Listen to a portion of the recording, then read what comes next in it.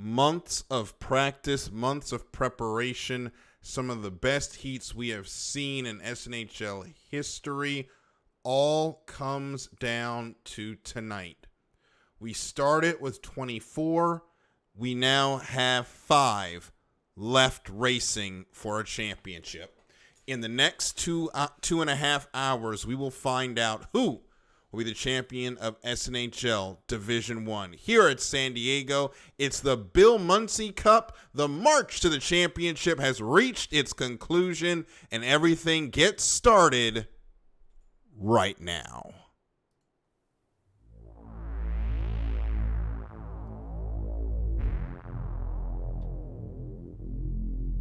These boats around the course and especially around that rooster tail turn. And giving DJ that sliver of room he's been looking for to pass him on the inside.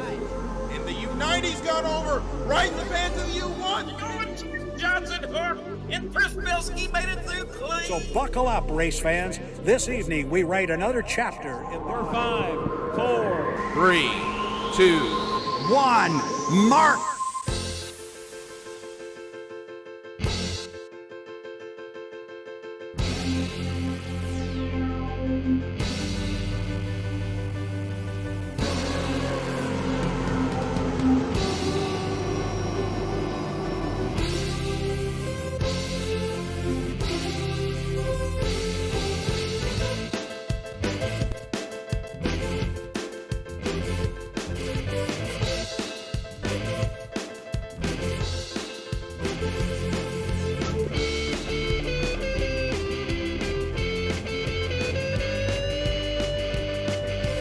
From San Diego on Mission Bay, the Saturday Night Hydro League presents the 2024 SNHL Bill Muncey Cup, brought to you by title sponsor HydroSim, the free online hydroplane racing simulator.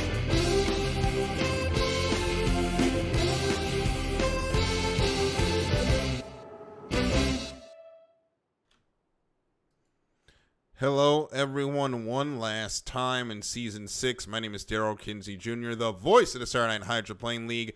Welcome to San Diego, where we will settle a championship that has been hotly contested all year long. SNHL Division 1 ready to do battle for 3 heats here in San Diego. Well, as I said during the opening, we have 5 going for the championship. That number is down to 4 before we even get started. Carson Kelly will not be taking part in tonight's event. He was 4th in the points starting this evening. He will not contest for a championship tonight. It'll have to be a long summer for Carson. He'll get to do some racing on the real water before he comes back in the fall to try his hand again at claiming the SNHL Division 1 crown. But going into tonight, qualifying just wrapping up, the points leader for most of the season has been DJ Miller in DC Presents Deft. However, it is not a done deal just yet. Mickey Washburn, 711 points back in Miss Coca-Cola. Tyler Sams, 726 points back in TM Special TKO Racing. And Makai Burgess, who's 936 points back in the Miss Goodman Real Estate, all have mathematical chances of claiming the championship. Miss Tri-Cities of Tim Johnson also has a mathematical shot, but realistically, it will take the mother of all failures for Tim Johnson to get back into it this evening. So he was pretty well set in that 6th position, but stranger things have happened in boat racing. Now, that points lead is about 2 heats for DJ Miller over his championship rivals in positions 2 through 5.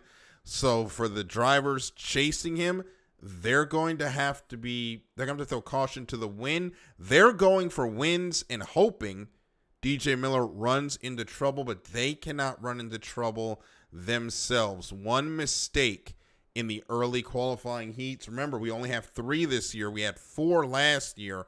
Only 3 heats to end the season here at San Diego. If they have trouble in the early heats, that could spell the end of their championship long before we get to the final heat this evening. and we will keep you updated on the point standings as things go tonight. Qualifying just wrapped up here.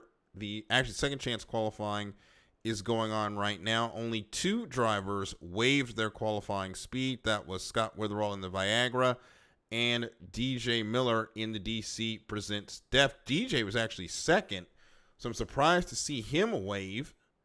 And 6th was Scott Witherall in the Viagra, so both of them had qualifying points.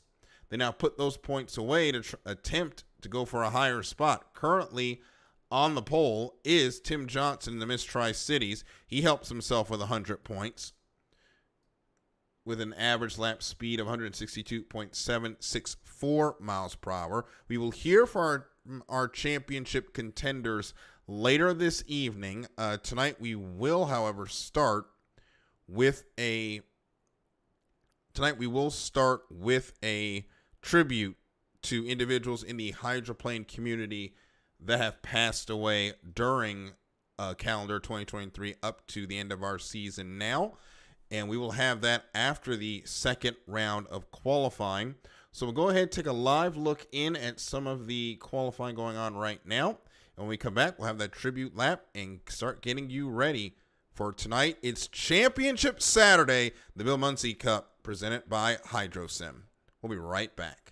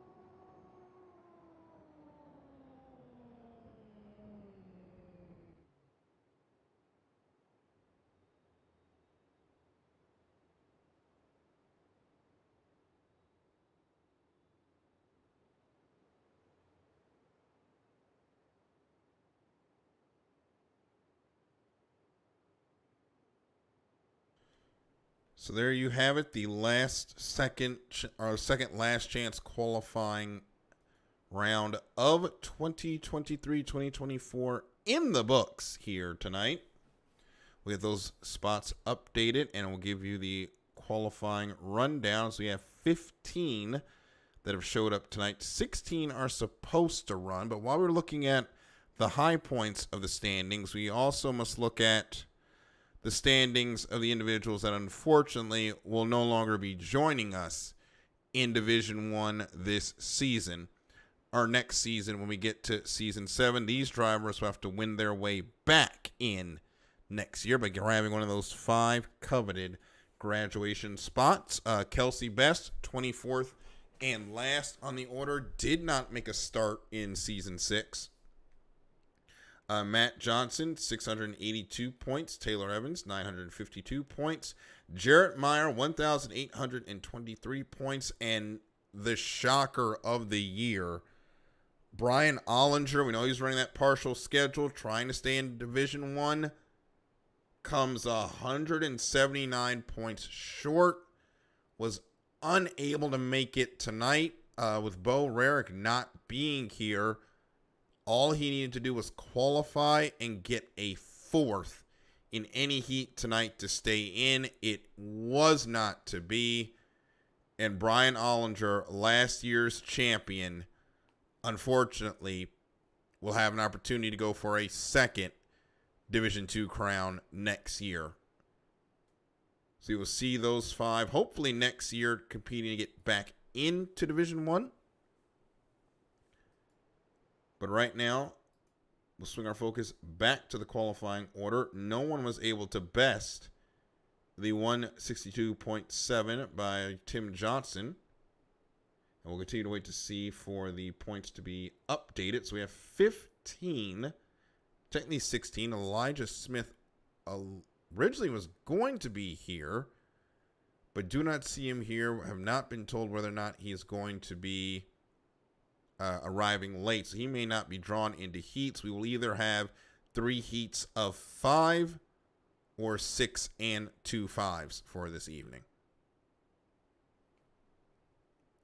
depending on how they decide to draw the heats. We have the officials heading up into the tower now as we are getting close to it. Got the tribute lap coming up, and then we will go racing.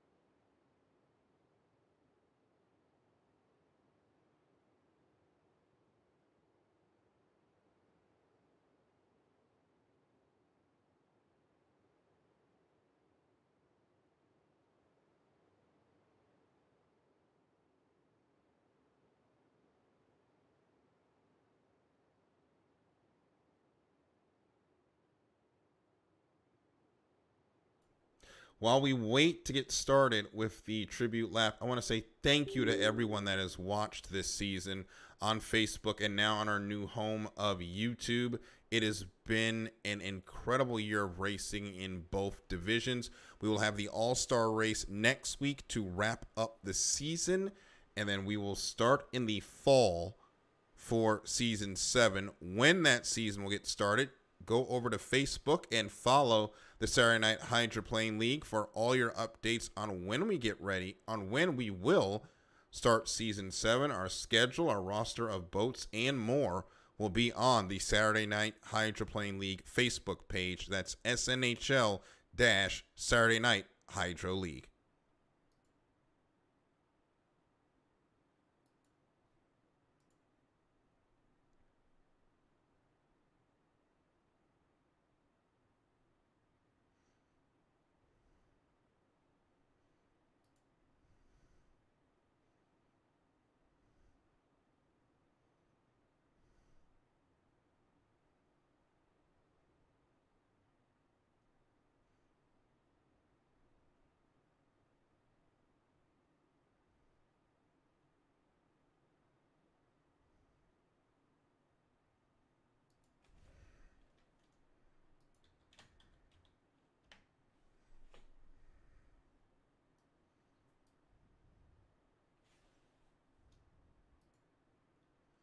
And coming out next onto the water, we have a special tribute planned. As you see, just coming out onto the docks, or just been put into the water. We have 4 unlimited hydroplanes ready to get started. What has become a tradition here in the Saturday Night Hydroplane League is when we get close to the end of the year, we like to do a tribute lap for those that have left us in the hydroplane world during the season. We usually do this lap at Seattle. Unfortunately, we did not have that Seattle race streamed, so instead we will go to do it here at San Diego. Cy Bowen is behind the wheel of the 00 Atlas van lines to remember Jim Lucero, the winningest crew chief in Unlimited history, has 69 total wins, died on April 29th at the age of 77. Jim worked on teams such as the Pay and Pack, Atlas Van Lines, Miller American, Winston Eagle, and the Smoking Joes. He also built the famed Blue Blaster Atlas Van Lines hull, which was the first turbo-engine hydroplane, the Pay and Pack that current H-1 Technical Inspector John Walters drove to the first turbine win. So remember Jim Lucero, who died at the age of 77. And all this information is coming from h1unlimited.com.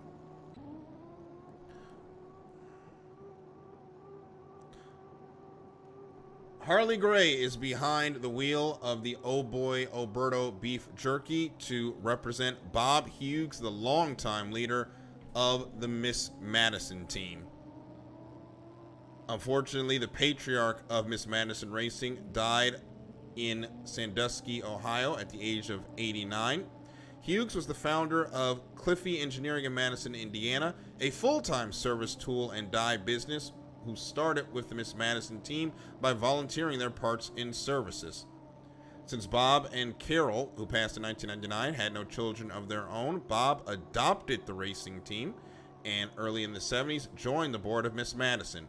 Bob was president of the organization for over 30 years, ending active involvement in the early 2000s. TJ Szwinski is behind the wheel of the U-37 Miss Beacon Plumbing to remember Billy Schumacher. Schumacher passed at age 80 earlier this year, was a champion at every level of boat racing in which he competed. He was born in Seattle in October 1942 and was introduced to water sports at a very early age thanks to his father's involvement in the sport of water skiing. According to Billy, he began driving ski boats when he was only 6 years old. We won't have that on any government forms. And 2 years later, he entered his first competitive boat race, driving an outboard-powered boat on Seattle's Green Lake. That began a career in outboards and later inboards that resulted in numerous national titles in a variety of classes. He also was a regular contestant in the annual Sammamish slow races beginning in the mid-1950s. Excuse me for butchering the pronunciation. And finally, we had out on the water the Miss Exide, driven by Eldon Sams to represent Doug Brow. Brow died on December 13, 2023 after a battle with cancer. He owned and drove the H10 Miss Vitamic in vintage events and drove limiteds and unlimiteds from 1996 to 2004 and was a crew member on multiple teams and was a longtime APBA and H1 Unlimited referee. So we'd like to give our condolences to the families of those who we lost over the year. We will have a moment of silence before we get started tonight.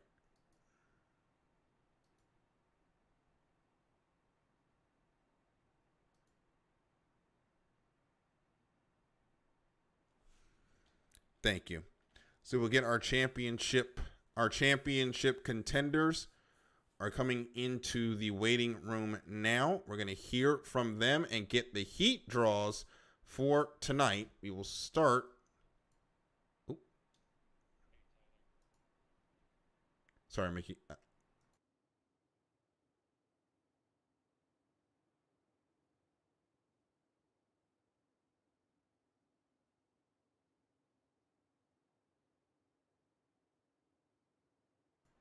Sorry about that. Mickey is still on some duties with getting things organized for tonight. We are going to start instead with our championship leader. That is DJ Miller. DJ, you have the easiest path heading into tonight as the championship leader, sorry. You win a heat, have 2 decent finishes after that, and you should be able to lock it up. We come into Saturday night. It is exciting with 4 drivers within 777 points.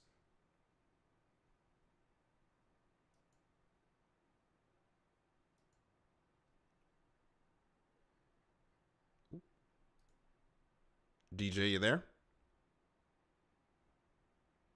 Sorry, I was muted. You're all good. The thing with being the points leader is that you dictate the pace of the whole event basically when it's the last race of the season. So if you, all right.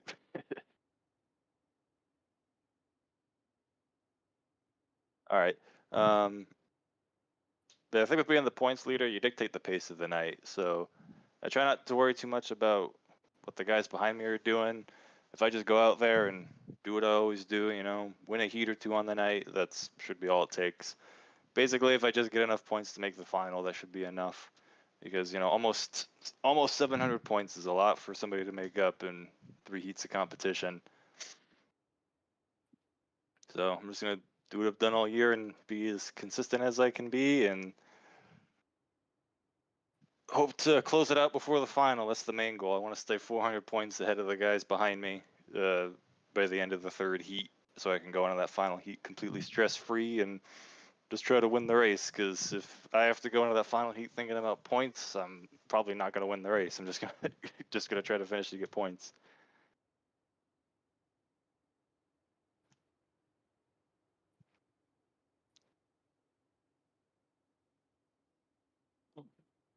Yeah, it's a different situation than last time I won the championship. That was a 4-heat night, and the points gap I had going into that race was even smaller. So I'm feeling pretty good about things, especially after that qualifying round. I got some extra points on most of the guys behind me. So every point counts when it comes down to the wire, and eventually you just run out of opportunities to get those points, and they can't close the gap fast enough no matter what happens.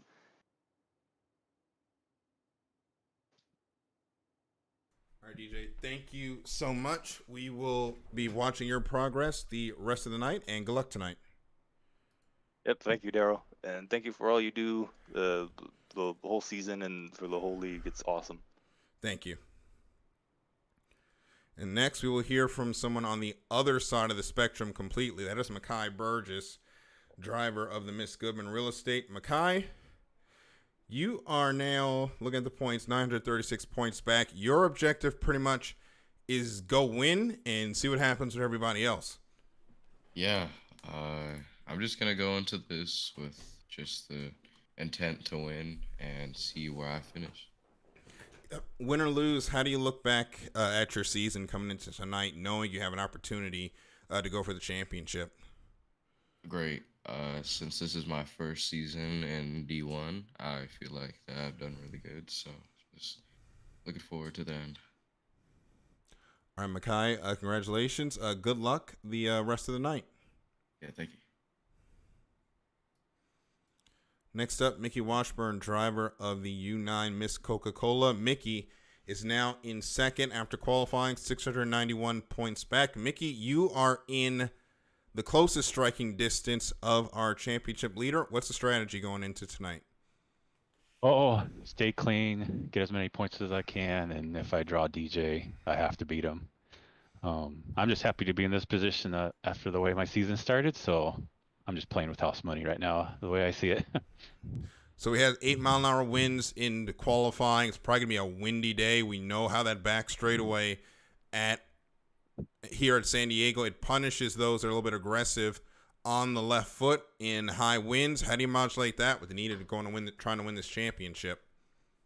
I just have to keep in the back of my mind that I'm not going to win the championship in the first heat. I can definitely lose it in the first heat, so I just got to try to take what's given to me and not try to overdo it. Yeah.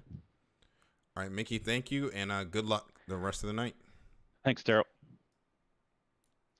And last but not least is Tyler Sams in the U35 TM Special TKO Racing. Tyler, you seem to have a knack to find your way at the end of the season coming into Seattle with a chance to win the championship.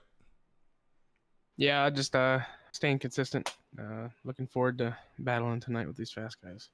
Yep, you're third in the points, had a good qualifying effort. How do you attack the night? Step by step. I think my first step is going to be chasing Mickey, and then hopefully have enough time to chase down DJ. Yeah, well, you might have some time. The wind this evening will be at 10 miles an hour to start the first heat. So good luck, and hopefully we're talking to you as a champion at the end of the night. Thank you, Daryl. So 10-mile-an-hour winds for the first heats of the evening. Tonight, our first drivers on the water will be the Miss Nos Energy of Levi Colley, Scott Brzbilski, and Jeff presents Mr. Pringles, the Mopar of Jeff DeWalt, the TM Special of Tyler Sams, Neil Dismang in the Guinness, and DJ Miller in DC presents Deft. So championship implications from the very start of the night in Heat 1A, which should get started momentarily as we get ready to decide a champion.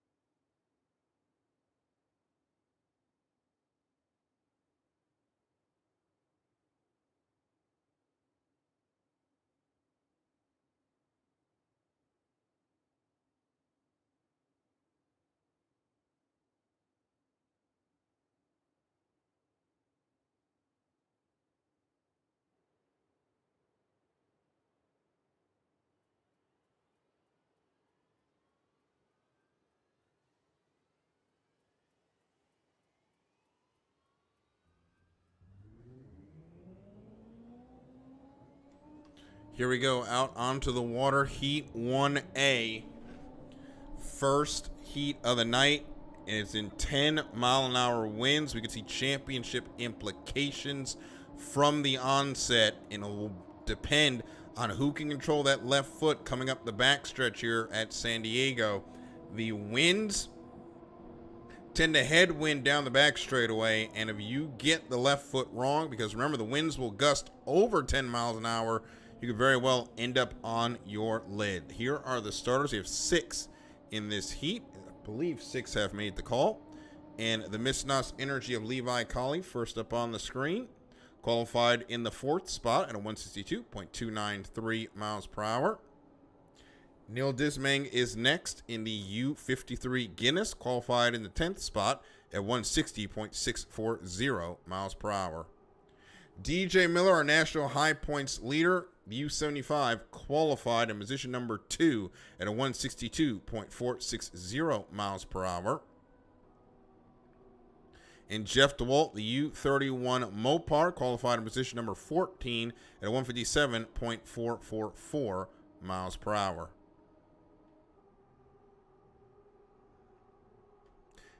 And we are looking for one more. That is Tyler Sams, the U35 TM Special TKO Racing. Tyler qualified tonight, position number 5 at a 161.860 miles per hour.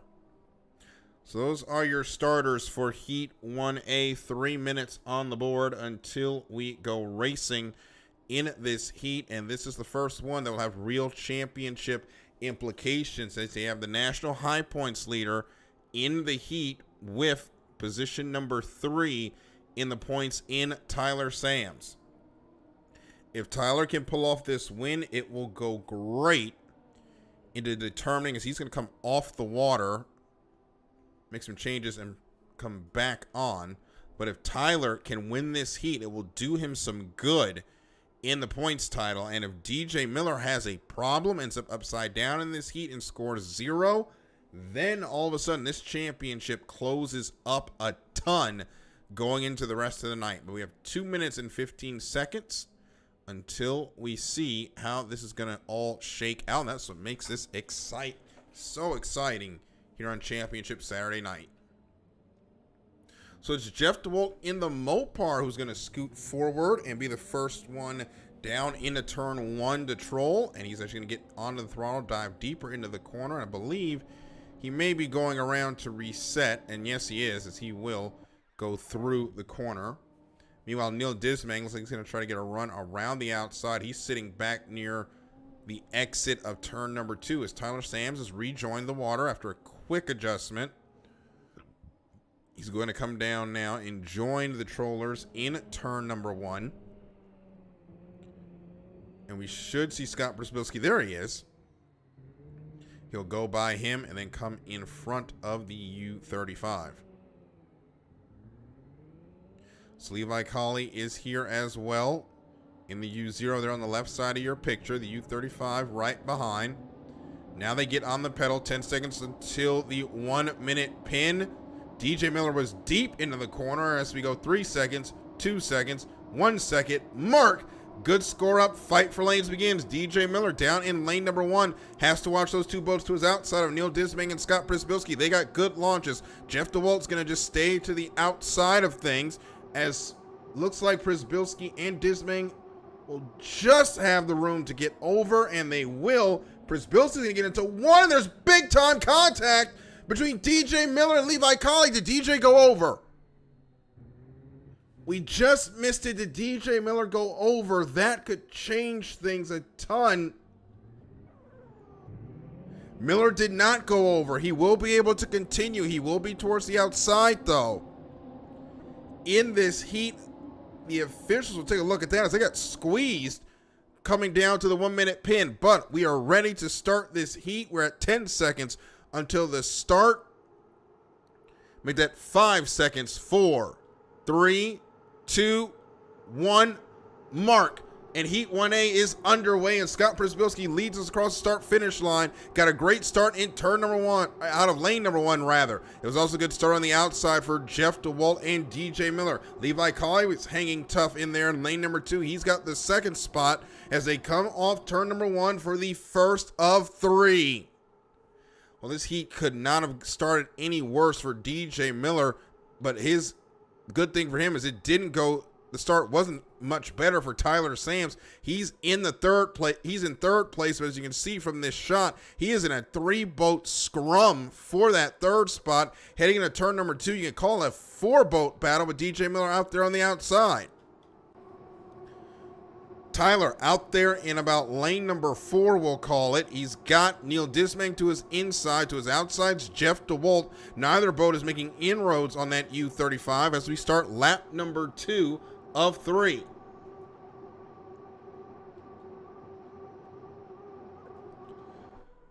So Sams is in third. Levi Colley now has taken the lead on the outside. We were watching that battle for third, but he's going to hold that lead briefly as Scott Brzbilski gets over and takes the lead away from him. So Brzbilski leads down the back straightaway. Meanwhile, Tyler Sams has stretched it out. He has clinched now the third spot for now, while Jeff DeWalt is now in a 3-boat battle for fourth between himself, Neil Dismang, and DJ Miller, our national points leader. As they come into turn number 2, Dismang jumped over to go to the inside, caught a bad wake, and has gone over. So that's going to help DJ Miller because now he'll claim a few more points, get 127 now. As we start the final lap, it is Scott Brzbilski leading the way with Levi Colley in second in the Miss Nas Energy. Third is Tyler Sams in the TM Special TKO Racing with Jeff DeWalt in the Mopar and DJ Miller in DC Presents Def bringing up the rear. As now we go back to that battle for the fourth spot. Jeff DeWalt on the inside, DJ Miller on the outside through turn number 1. DeWalt's got choppier water there to his inside, but he's going to stretch out a couple of boat lengths anyway on DJ as they head down towards turn number 2. Meanwhile, up front, Scott Brzbilski's got the lead. Levi Colley charging hard there to his outside, going to try to make it happen and claim the 400 points away from Scott Brzbilski, but it's going to be hard on the outside as we come off turn number 2 and come down to the start-finish line buoy to claim 400 points and the win in Heat 1A. Going to go to Scott Brzbilski in the Jif Presents Mr. Pringles. Levi Colley is in the second spot in the Miss Nas Energy. Tyler Sams, the TM Special TKO Racing, is third, and DJ Miller is going to pick up fourth. He nips it from Jeff Black in the waning moments, but for DJ Miller, not the heat he was looking for on the start. He will only come home with fourth place points.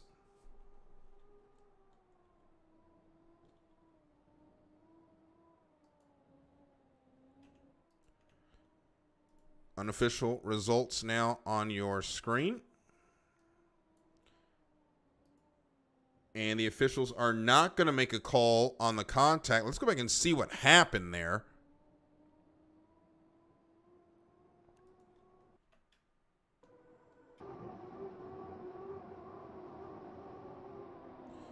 And as they're coming down, DJ has to get over. So look at it again. So DJ and Levi are close. DJ just kind of comes over. Before he was clear, rides up and over Levi Colley's boat, manages to not go over, which would have been a disaster.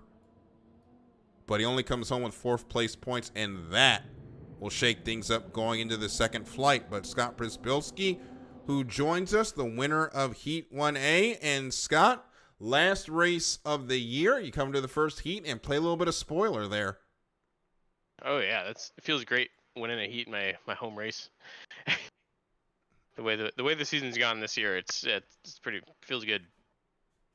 Yeah, it's got to feel good. 10-mile-an-hour winds out there going down the front straightaway, but you were almost eye level for what happened there coming to the off the 1 minute pin. You just got a good start off the outside, but did you manage to see anything with what happened with DJ Miller and Levi Colley? I did not see it. My spotter mentioned something, but yeah, it was behind me, so I wasn't even thinking about that. Well, you managed to pick up the win. Congratulations. Good luck in the rest of the night. All right, thanks, Daryl. Heat 1B coming up next.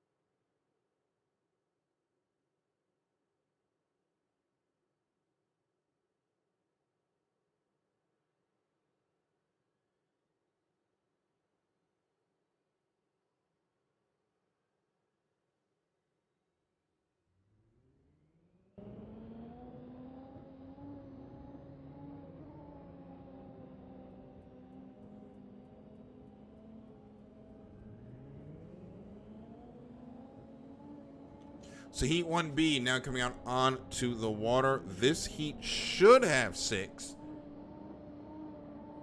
I believe we may have all 6. Yes, Elijah Smith is here. So we'll go through the order. Actually, no, we only have 5 in this heat. And now we will start with Elijah Smith. He did not qualify, was not able to make it here for qualifying. So he's starting on 0 points. So he's behind the 8 ball to get started. He's going to need some here early. Mickey Washburn, another one of our championship leaders, and he is salivating after what he just saw happen to DJ Miller. The U9 Miss Coca-Cola qualified in position number 3 at a 162.381 miles per hour. Mickey 860 points behind right now, the championship leader. A good finish here will put him in striking distance heading into the second flight. Connor Harnack, the U17 Alpine Stars, qualified 13th at a 159.242 miles per hour, which has admittedly been a rough season for Connor so far this year. And Tim Johnson, our pole sitter for the night, qualified at 162.764 miles per hour. And Quentin Miller will be the last in this heat. The Rugrats qualified 15th at a 156.286 miles per hour. So that is where we sit after qualifying for Heat 1B, and this is the opportunity that Mickey Washburn was hoping for, that DJ Miller would run into some sort of trouble during Heat 1A.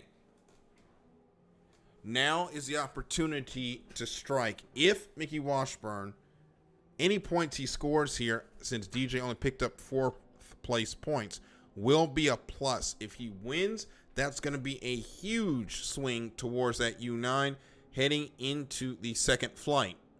It looks like the winds have been adjusted. They were not at 10. They were at 8.5 miles per hour, actually.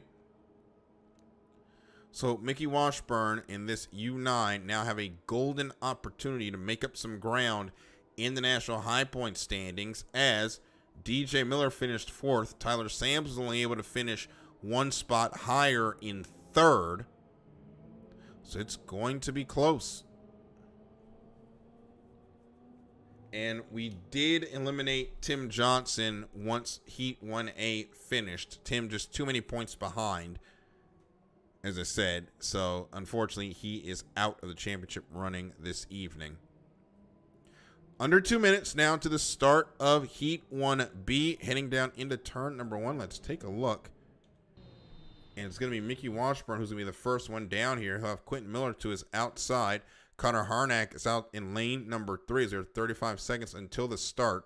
Quentin Miller is going to sneak up on the U9, and they are going to play a little bit of keep away with this number 1 spot. And Connor Harnack and Mickey Washburn have almost sandwiched in the U24.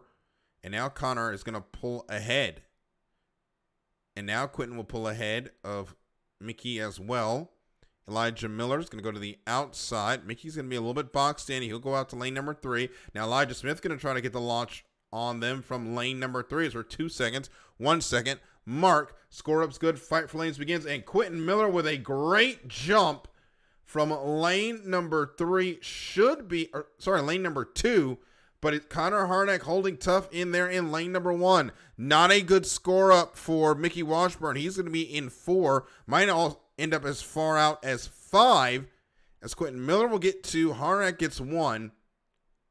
Elijah Smith is in 3. And fishtailing, man. Just hold on to it. Tim Johnson will be in 4. And Mickey Washburn will be the one on the outside. But he's going to try to get a flying start here with 25 seconds to go.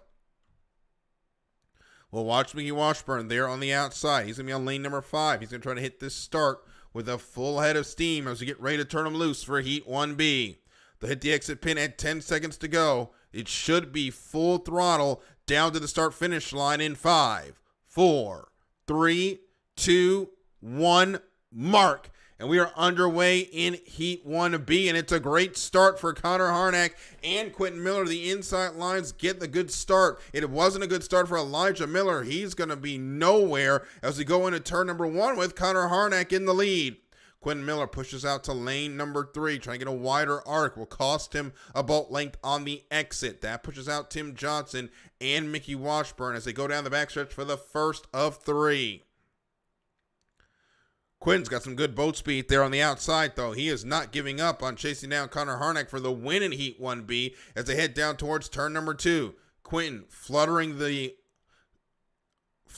canard as they head into turn number 2. They're going to be nearly identical through that turn. He's going to lose another boat length off the exit. So for now, Harnack will lead as they come off of turn number 2, head down towards start-finish line to put lap number 1 in the books. It's Connor Harnack in the U17 Alpine Stars Red with the lead, but Quentin Miller charging on the outside there charging out there in the Rugrats. He takes the lead. Third is Tim Johnson. Will stay with this battle for the lead as we head into turn number 1.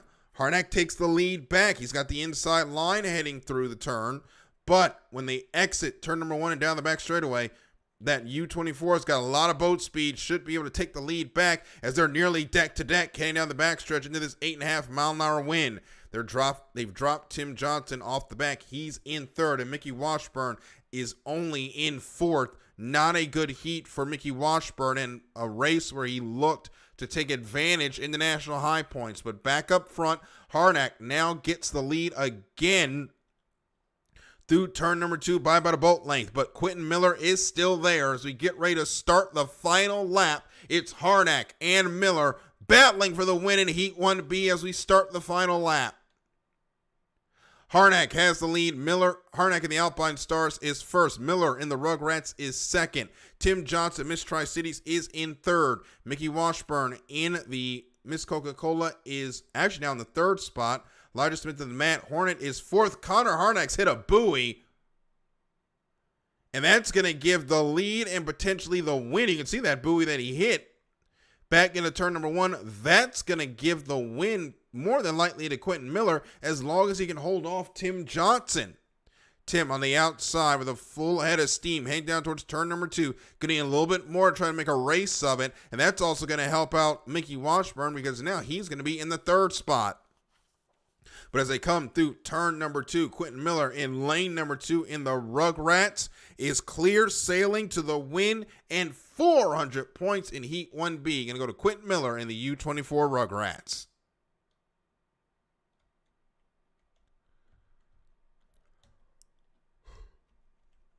Tim Johnson in the U50 Miss Tri-Cities is second.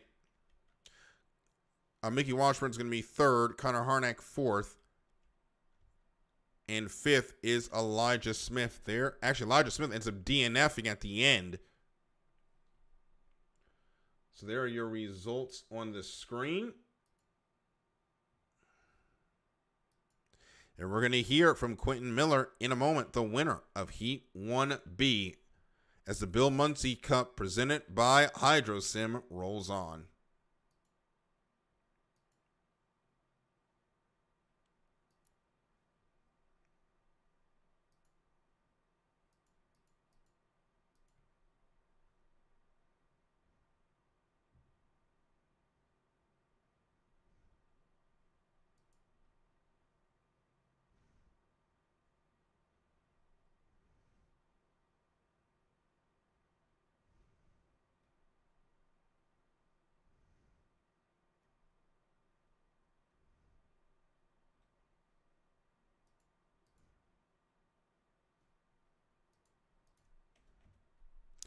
Boats coming back into the pits now. And this looks like the referee is going to have any calls to make, so we should hear from Quentin Miller in a moment. Fortunately for Mickey Washburn, only a 3rd place, so not the gain he may have looked for, and that is the best thing that could happen for DJ Miller, as 2 of his championship rivals, the best they've been able to do is 1 spot better, which is in 3rd. And DJ Miller doesn't necessarily have to win the 3 flights. He just doesn't need to lose the 3 flights over his championship competitors by a substantial amount of points. And that is what DJ Miller is going to be doing tonight. You're going to see a lot of points racing out of that U75 to keep that boat clean and try to lock this thing up before we go to the final heat. So we will sit tight. We'll hear from Quentin Miller and get ready for Heat 1C, which comes up next.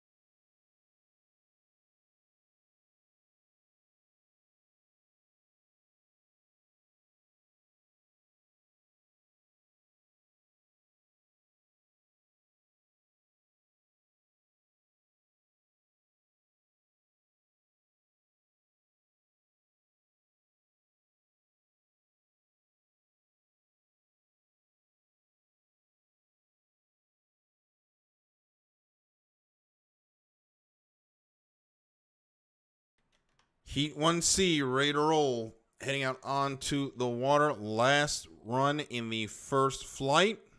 We'll have 5 more unlimited hydroplanes on the water. We'll start with Pete Lacoste, the driver of the U-37 Pure Pressure, starting in the 6th spot at 161.727 miles per hour. Mackay Burgess, another one of our national high points hopefuls. The Miss Goodman Real Estate qualified 9th at 160.863 miles per hour. Scott Witherall, the U-77 Viagra, is next. 161.429, has him 7th on the chart. While Nick Kish in the U-90 Easton Eagle qualified 8th at 161.268 miles per hour. And Scott Garner, the U-60 A&W Root Beer, qualified 12th at 159.977 miles per hour. See, as you get a look at Pete Lacoste in the pure pressure, let's talk about Mackay Burgess a little bit as we get ready for the start of this heat. As I said at the top, Mackay Burgess, all he can do at this point, he just needs to go out and go win. He is, as things sit, well, he's even further back now, 1,105 points. He just needs to win heats and hope more misfortune befalls DJ Miller in the U-75. He almost got it with what happened in Heat 1A.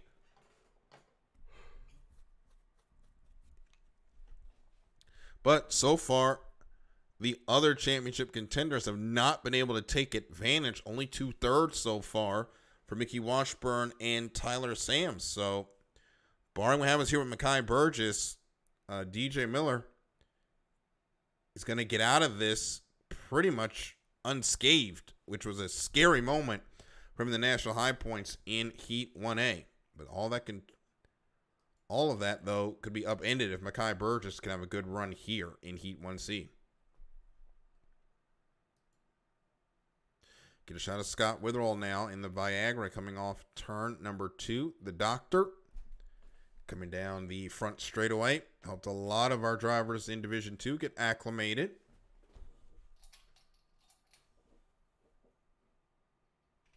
Now he's going to try to pick up a couple of heat wins on his own to end what has been, some would call a disappointing season for Scott. He's always shown speed in qualifying, just has not had the opportunity to bring it home in the races.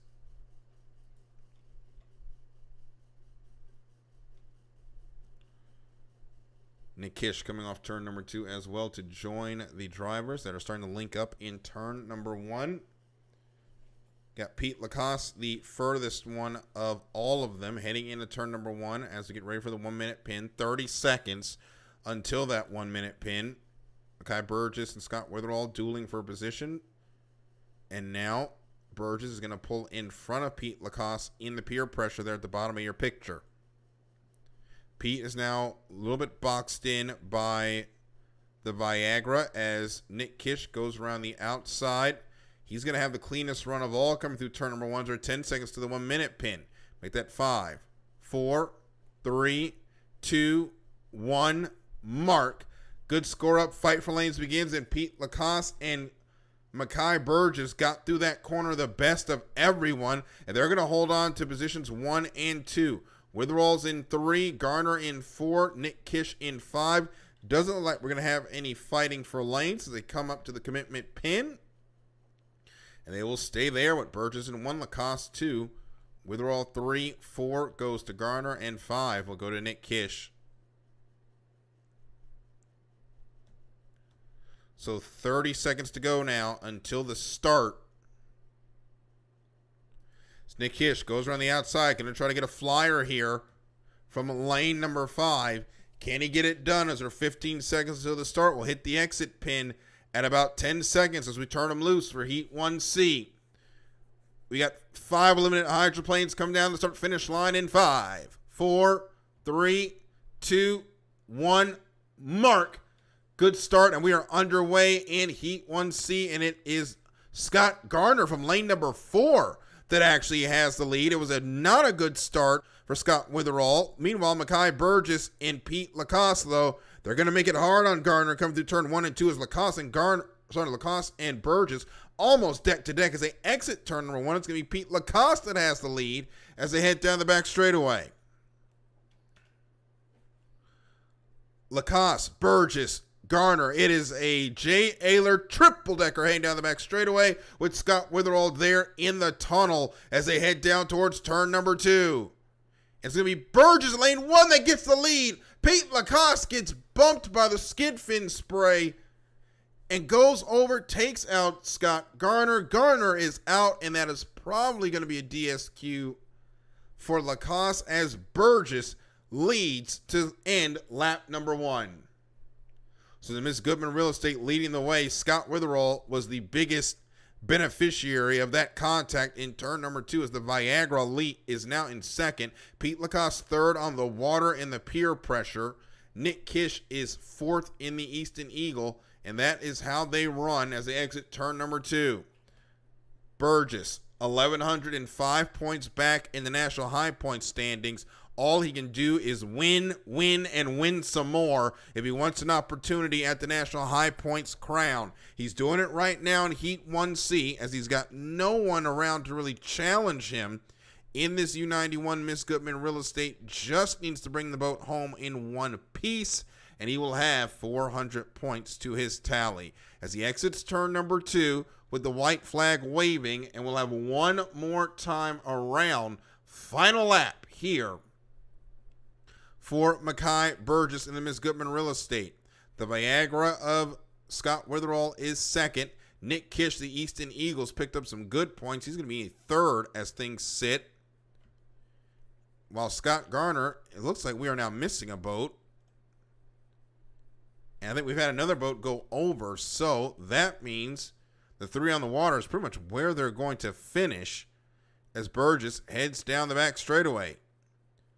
You can see Scott Witherall is going to be the biggest beneficiary. He's going to be second, as there is no one around this U91 and 400 points in front of him as he enters turn number 2, looking for 400 points and the checkered flag as Mekhi Burgess exits turn 2, comes to the start-finish line, and he's going to get himself a lot closer in this national high points battle as the Miss Goodman Real Estate takes the win in Heat 1C. Scott Witherall will be second in the Viagra. And just coming off turn number 2, Nick Kish going to the outside, going to be third in the U90 Easton Eagle.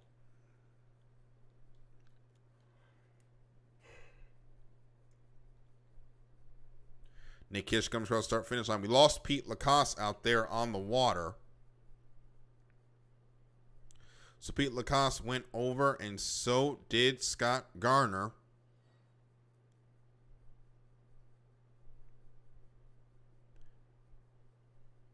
And the U37 did get disqualified for the contact with the U60. So Mekhi Burgess will bring the boat back to pit lane, and we will hear from him in just a moment.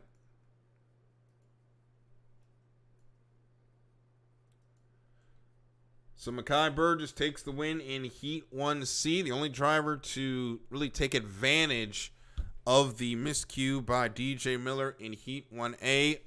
Mekhi, that's got to feel good. You climb a little bit closer in the national high points battle.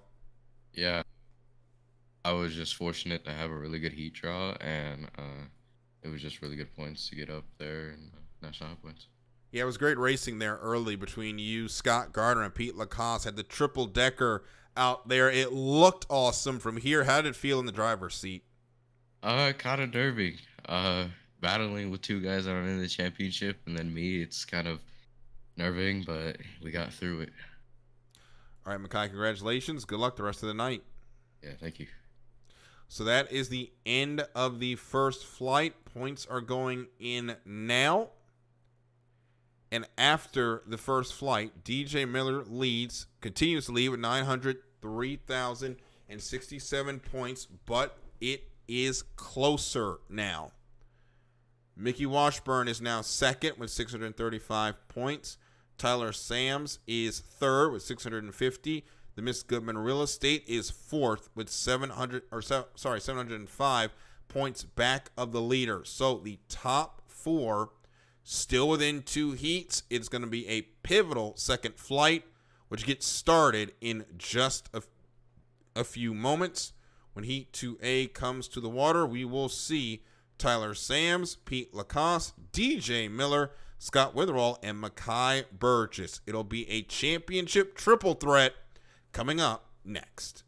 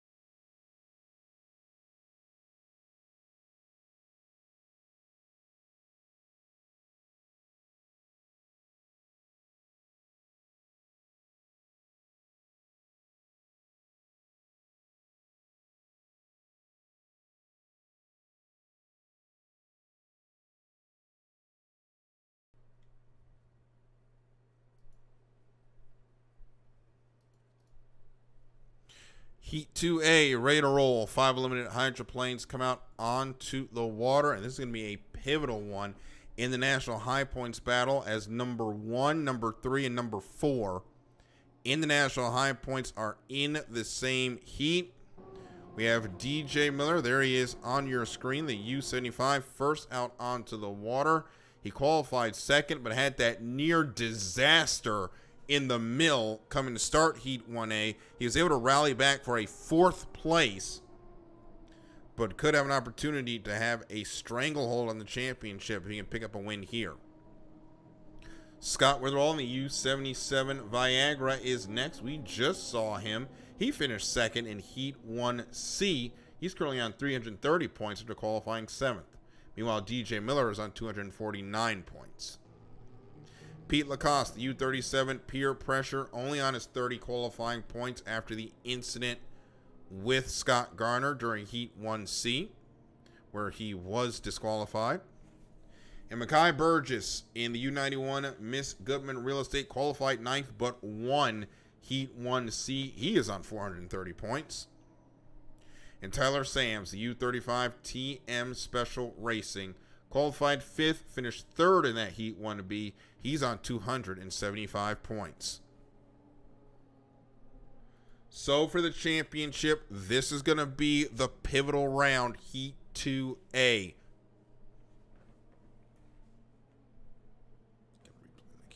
Heat 2A, this is the pivotal heat. Whoever wins, whoever finishes highest out of the championship runners, in theory, they could have a huge opportunity going into the 3rd flight. Actually, they would have the opportunity here to swing momentum towards them for the rest of the night. However, if DJ Miller picks up the 400 points here, it's going to be extremely difficult for any of them to lock up the championship. As there would only be 800 points left. DJ Miller just needs to get through the 3rd and final heats with a lead over 400 points. So for Burgess, Sams, and Mickey Washburn, who we will see later, they need to win, and they need to hope that Heat 1A for DJ Miller is not a blip, but a trend for the rest of the night. And we're going to see whether or not it is a blip or a trend in the next 2 minutes. But you do have drivers out here that could play spoilers. Scott Witherall, he doesn't have anything to play for but a potential win and to help his championship, or the end of his championship, look a little bit brighter. Same thing with Pete Lacoste. As you can see, he's sitting there at the exit of turn number 2. A win for him would do wonders to wrap up his season and help it end on a up note for our former D2 champion, as the peer pressure currently sits in the standings about mid-pack for Pete Lacoste. Actually, Pete Lacoste, not mid-pack. He's sitting 18th, so it has not been a good season at all for that U37. A win would do wonders for him, but back up front, battle for the lane number 1 position between DJ Miller and Mekhi Burgess. They're both up here extremely early, and then DJ Miller is going to get away first. He's got a lot more boat speed than Mekhi Burgess as we start the fight for lanes, and DJ Miller there on the inside has the opportunity to get over into lane number 1. He's got the overlap now, and he should take lane number 1. Meanwhile, Pete Lacoste is coming over. He's going to get lane number he's going to actually get the 4th lane away from Tyler Sams, and lane number 1 is going to go to DJ Miller. So in all of that, DJ Miller is in the catbird seat of his championship rivals. Pete Lacoste is in 2, Miller in 1, Mekhi Burgess is in 3, Scott Witherall 4, Tyler Sams in 5. But now the start is coming. Can DJ Miller get off to a good start? As they come through turn number 2, a pivotal Heat 2A, we're ready to turn them loose as they exit turn number 2 at 10 seconds, and 5 eliminated hydroplanes come to the attention of the starter stand. We're at 5, 4, 3, 2, 1, mark. And it's a great start for DJ Miller. He's got the lead. It was also a good start out there in lane number 5 for Tyler Sams. Not a good start for Pete Lacoste or Scott Witherall. They're back in the bottom of the field. Four will coalesce into one, and Mekhi Burgess got involved in that. So was Tyler Sams. He's the one that clinched down on him. The peer pressure has spun, and DJ Miller, his championship rivals have imploded. And Miller, in all of that, has the lead coming down the back straightaway, heading into turn number 2. He's got the TKO Racing on his outside, but the officials are going to be looking at that contact in there in turn 1, lap number 1, and this could be the deciding championship heat as we get ready to end lap number 1, as the worst has befallen Mekhi Burgess and Tyler Sams. Mekhi had to cut to the inside of the course. He is, for all intents and purposes, out of this race, and there is going to be a review there as the field kind of sandwiched heading into turn number 1. But we'll call it as it is on the water. DJ Miller, DC Presents Deft, leads the way. TM Special is second with Tyler Sams. The Viagra is third, and Mekhi Burgess is off the water. So Mekhi Burgess is going to get 0. His championship dreams are over. DJ Miller is leading, trying to end the championship dreams of the rest of his competitors as he heads into turn number 2. It's Miller and Sams, but Sams is fading. He's a rooster-tailed back as we get ready to start the final lap of a pivotal Heat 2A. White flag is out one more time around. It's Miller in the lead, Sams second, Witherall third. And those are all your drivers on the water as Miller heads into turn number 1, full head of steam. It's a half rooster tail between him and Tyler Sams, as Sams almost hits the stricken boat of the peer pressure, has to jump to the inside. But he does have to keep DJ Miller out there because DJ, he was within a rooster tail briefly, but now DJ Miller can move back into lane number 1. He should have the overlap to get back over there heading into turn number 2. Nope, I think he's got to keep that lane open in there for the TKO special. For the TM special, as Miller comes to turn number 2. DC Presents Deft out there in lane number 2. Exits turn number 2 and comes to the checkered flag. It's going to be DC Presents Deft. DJ Miller puts a stranglehold on the National High Points race. Tyler Sams is second. Scott Witherall comes off turn number 2. He's going to be in the 3rd spot as the Viagra comes across start-finish line now.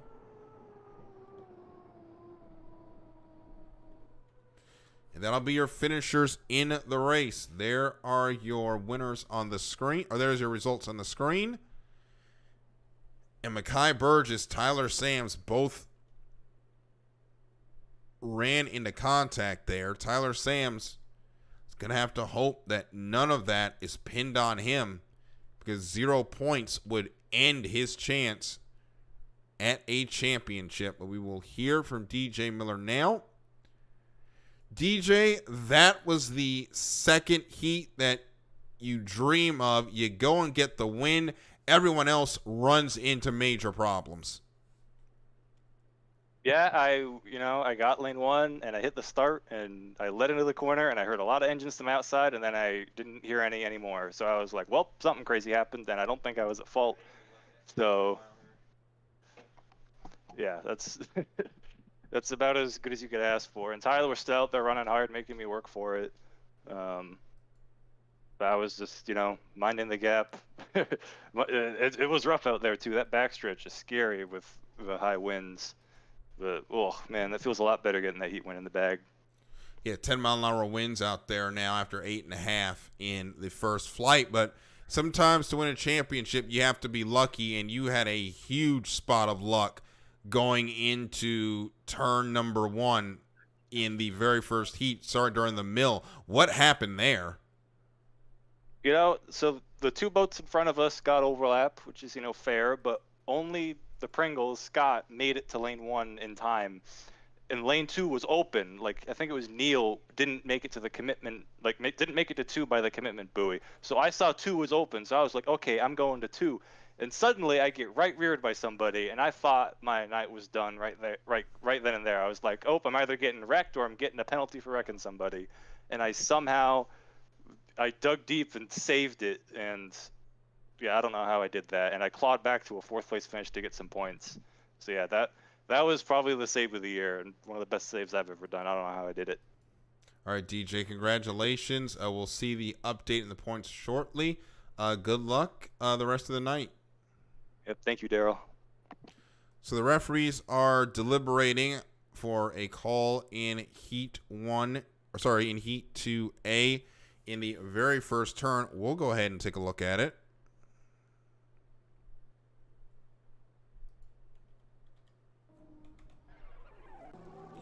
You're going to watch the TKO Racing come over, and I think that may have just been Mekhi Burgess making that contact. So we'll watch it. And that was just Mekhi Burgess and Scott Witherall meeting in the middle. And Mekhi gets yeeted over into the U-37. So 3 boats involved in that. They all get washed out. And in that, the TKO special should hold on to second. But for Mekhi Burgess, that 0 is going to be costly. So wait for see what the officials rule, and we will be back to racing momentarily.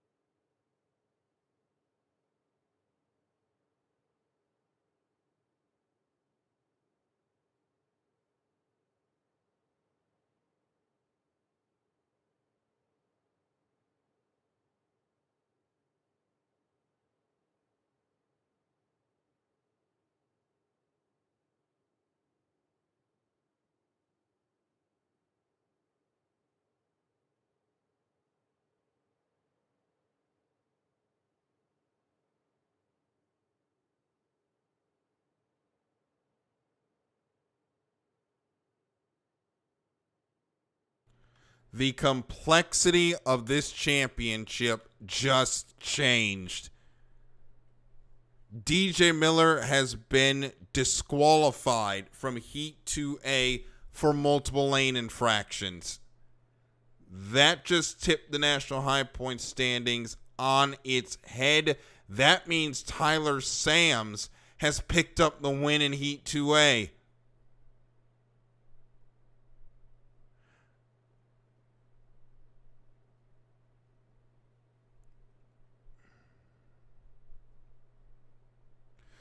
So he's called for the lane infractions for lap number 2, bearing out beyond the 3-lane limit on the front stretch and the back stretch of lap 2. That has been a point of emphasis this season. We saw that on the stream.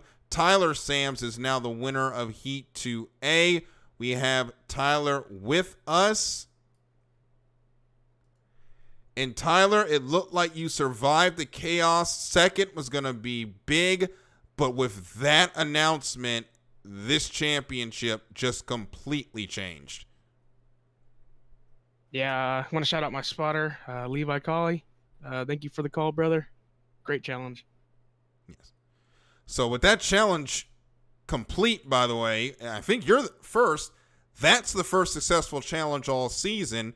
And what it's done is it's going to take you from 650 points with that 400 to under 200 points going into the third flight. It's anybody's championship now. Yeah, it's going to come down to a tight one. I'm excited to see what happens.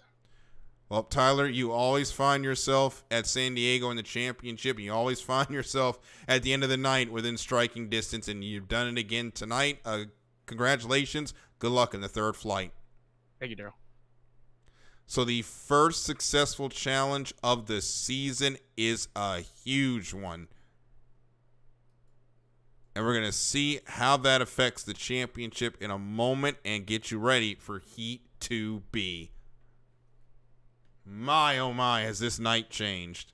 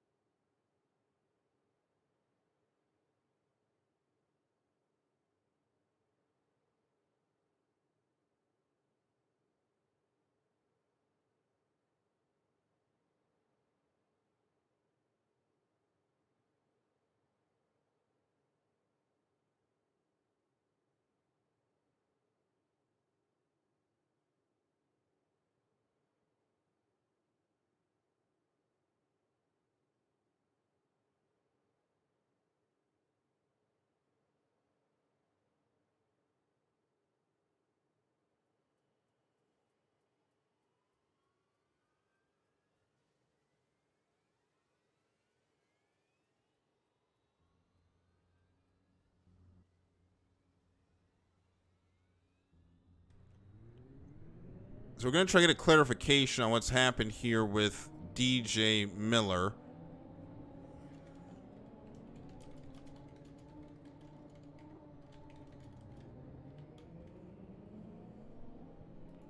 So So originally it looked like he was going to be disqualified, but now he is in second.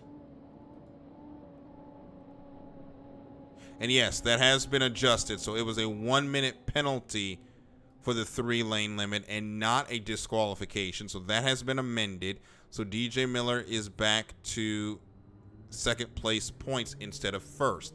Scott Witherall was disqualified for contact leading to the flip that we saw in turn 1, lap 1, and Mekhi Burgess has DNF'd. So it's not as bad of a blow for DJ Miller, but it's still a serious one, as DC Presents Deft now leads on 667 points. Tyler Sams is now only 550 back, and Mickey Washburn, who's in this heat and on your screen, is 935 points back. Mekhi Burgess with that 0 is out, so we're down to 3.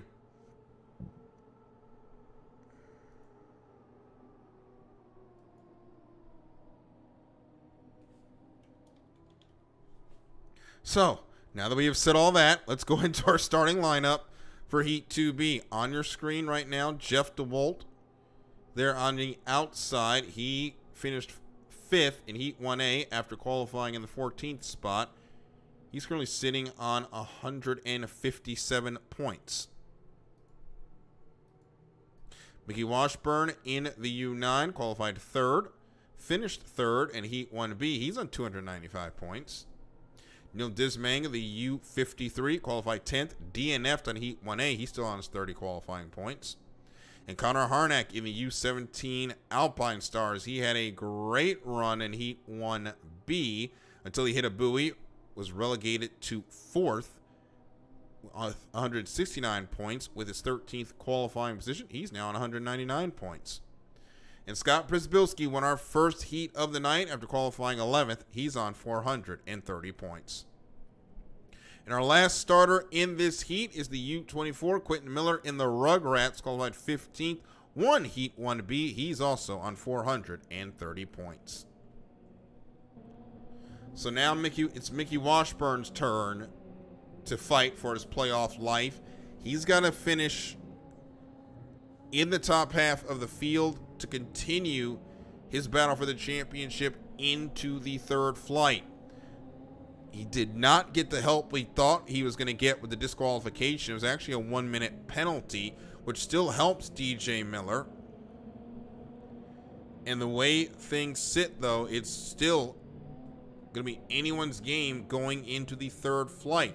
But Mickey Washburn here in the last 30 minutes, seconds, makes a little bit of contact with Quentin Miller, but they'll keep going. No harm, no foul.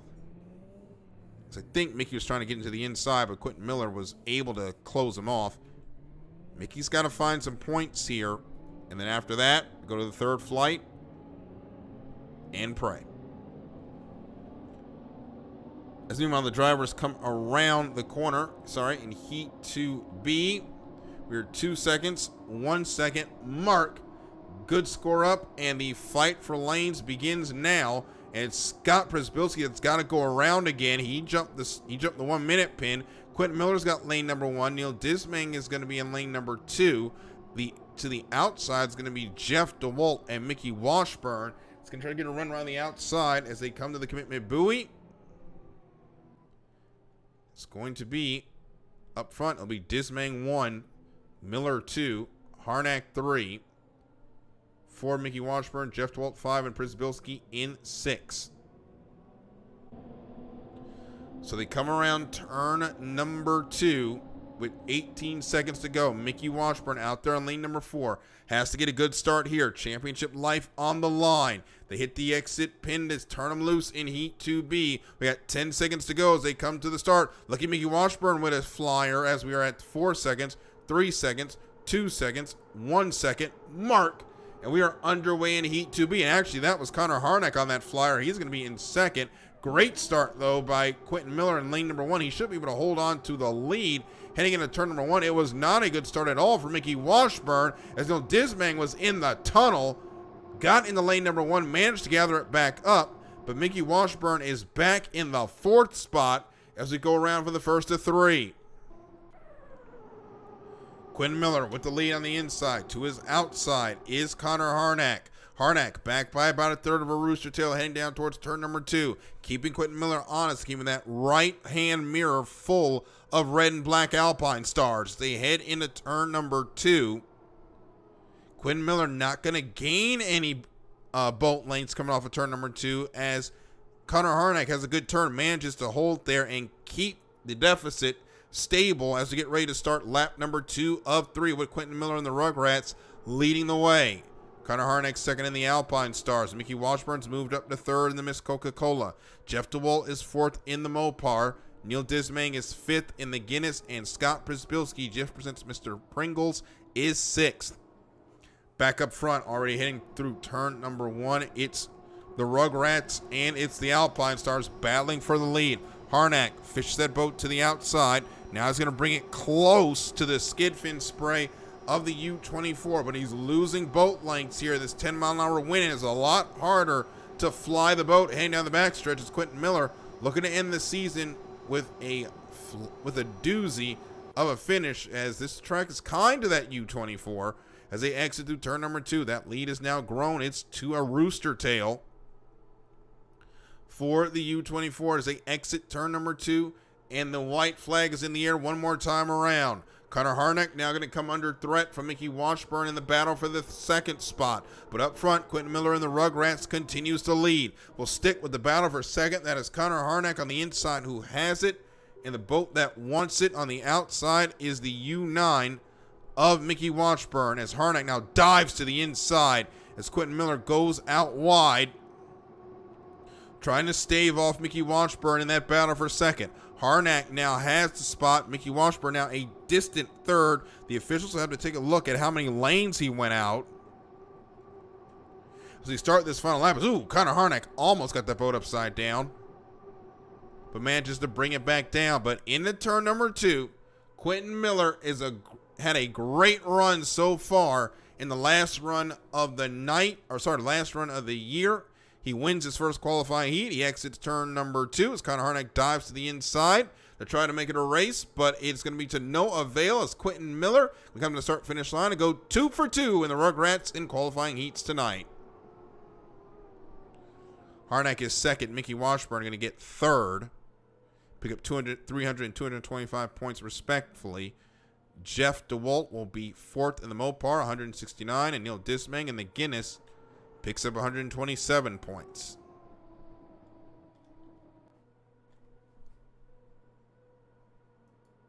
Heat 2B is wrapped up. There are the winners, there are the results on your screen. And we'll get ready for Heat 2C.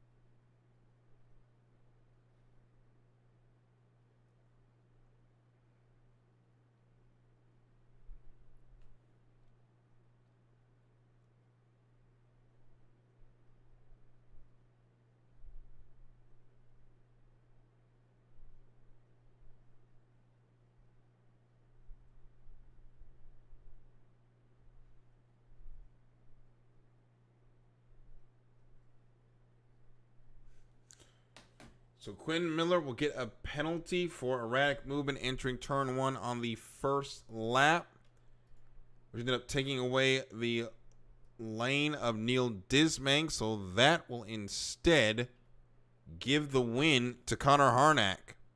That'll also crucially move Mickey Washburn up into second spot, but first we're going to hear from Connor. And Connor, you were knocking on the door of a heat win both times tonight. You ended up picking up that one with the help of a penalty, but it's got to feel good in a season that hasn't gone to the way to your liking to pick up a win here in the last night. Yeah, there's a lot of things that I goofed up on this season that I wish I can go back and fix, but yeah, it felt good to get a heat win. First heat, I could have had a heat win, but then hit a buoy. But this heat felt good to get a heat win, and hopefully we can come back next year and have a good year from the start. Well, the good news is tonight is despite that fourth place, you're still in with a good opportunity of getting into the final of the year. Yeah, we'll see if we have a good heat this next flight of heats, but right now we're just taking it one heat at a time, and then we'll go from there. All right, Connor, congratulations. Good luck the rest of the night. Thank you. We wrap up with Heat 2C next.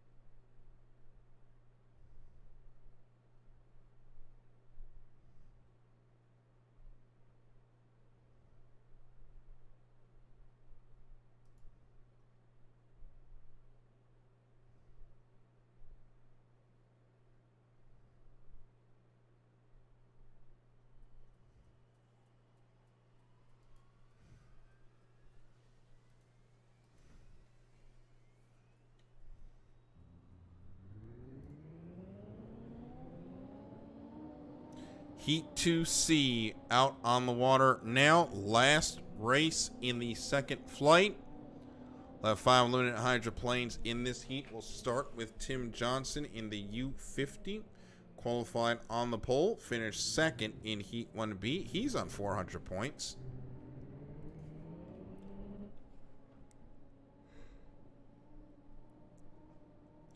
And Nick Kish in the U90 Easton Eagle qualified 8th, was 3rd in Heat 1C. He's on 255 points. Levi Colley in the U0 Misnos Energy qualified 4th and finished 2nd in Heat 1A. He's on 360 points. While Scott Garner in the A&W Root Beer got 4th place points in Heat 1C. After qualifying 12th, he's on 199 points. And we are missing the Mad Hornet, Elijah Smith. Not sure where he is. If he can get out here by 1 minute, he will still be good to go. But for Elijah, with that DNQ and DNF, you may have saw that U94 decide to pack up early and head back to Maryland to wrap up the season.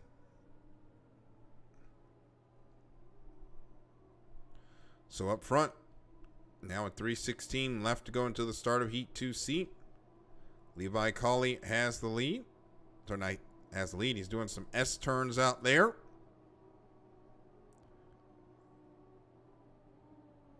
I think we'd see some happy H1 Eliminate drivers out there to see that.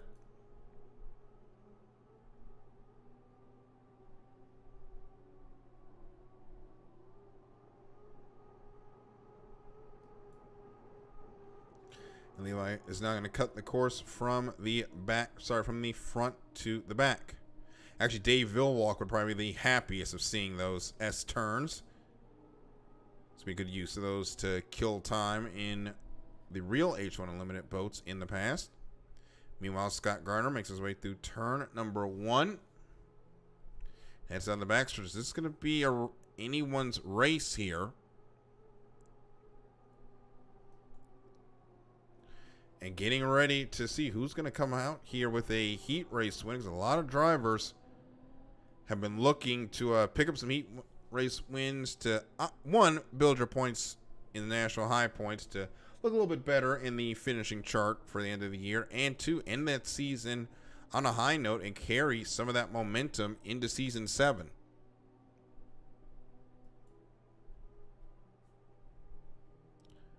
But in a minute and 47 seconds, we will decide who wins this one. And then we will go into the final qualifying flight of the season. I want to say again, thank you all for joining us that have joined us on Facebook and now YouTube. As we're now getting ready for the start of Heat 2C. About 20 seconds into the 1 minute pin. It looks like Levi Colley is up here all alone. He's in the catbird seat to get lane number 1. It's going to have everybody coming to his outside. As we'll see the first boat, that's going to be Scott Garner to get here at 7 seconds to the 1 minute pin. Make that 5, 4, 3, 2, 1, mark. Good score up, fight for lanes begins, and it's Levi Colley and Scott Garner that got up here, and it's Tim Johnson. A little bit of a disjointed score up, and Levi Colley is going to end up getting lane number 1 from all this.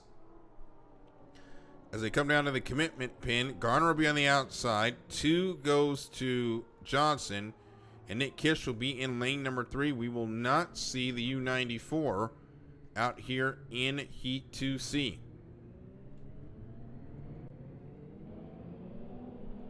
So now the drivers come around turn number 2, ready to get this heat started. We'll have 4 limited hydroplanes coming to the start.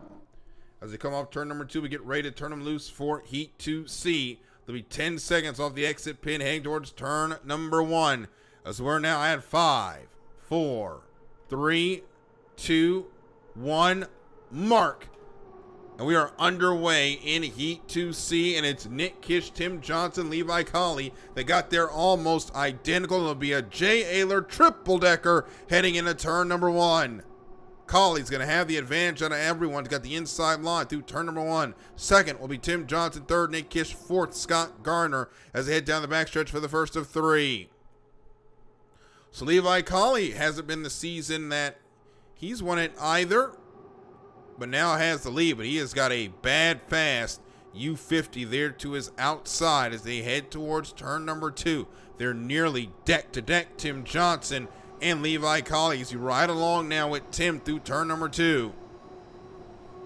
Colley now is going to pull away by a couple boat lengths. They exit off turn number 2 and head down the front straightaway to put lap number 1 in the books. It's Levi Colley and the Miss Nos Energy leading the way from Tim Johnson in the Miss Tri-Cities. Third is the Easton Eagle of Nick Kish and the U60 A&W Root Beer of Scott Garner in the 4th spot. Back into turn number 1 now. Colley, Johnson, almost side by side. Johnson's going to lose a boat length off the exit of turn number 2. We haven't seen a lot of boats blow over tonight despite the 10-mile-an-hour winds. The drivers showing they can handle those winds so far tonight here in Division 1 as they head down the back straightaway looking for turn number 2.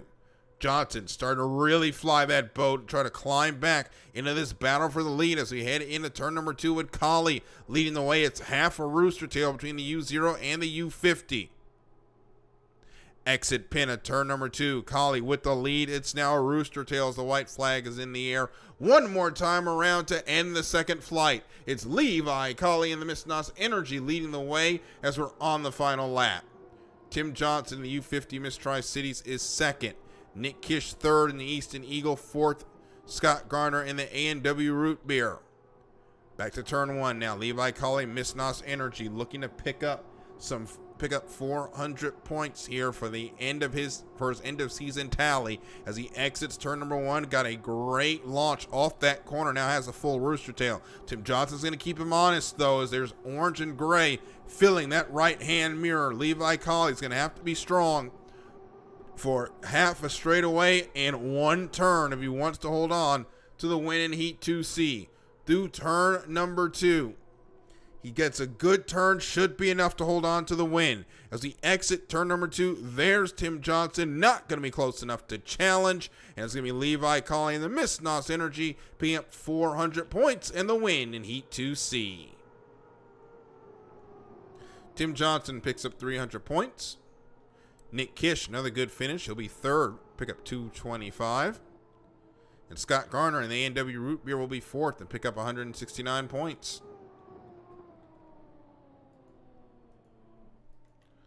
So it's 2 flights qualifying heats down. There are your results on the screen. We'll hear from Levi Colley and get you ready for Heat 3A. Last qualifying heats of the season coming up next.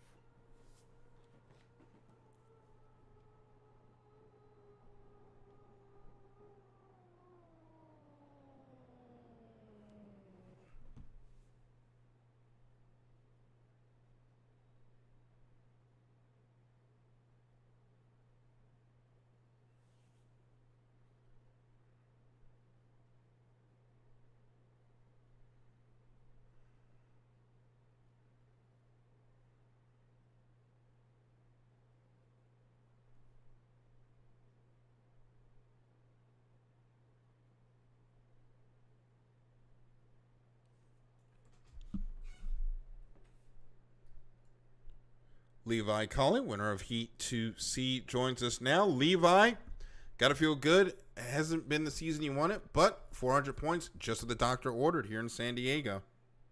Yeah, I don't know. Me and San Diego seem to get along pretty decently. I guess I'm a second, like, half of the season driver. I seem to get all my speed back after Madison, I swear. It's like my brain turns itself back on. It's bumpy out there though. 10 miles an hour is no joke. Like, it is no joke out there. I can see why 2A and 2B got a little messy, but I just hit my marks the best I could possibly do and kept it on the water, man. Yeah, it's been a high wind day here in San Diego. I don't know if it's going to get any better. How does it feel to be here and last race of the season and have an opportunity to go possibly to the front line of the final the way things sit? My goals for today were just to stay in the top 10. I like to race in the All-Star race. It's pretty fun. And close it out the best I can. Getting a heat win definitely feels good, man. Every time. Can't complain. Well, you are the 1 seed going into the final flight of getting into the front line of the final. So, Levi, congratulations. Good luck in the final flight of heats. Thank you, sir. Heat 3A coming up next. Take a little bit of a break, and we will come back for racing here in the Bill Muncey Cup, presented by HydroSim.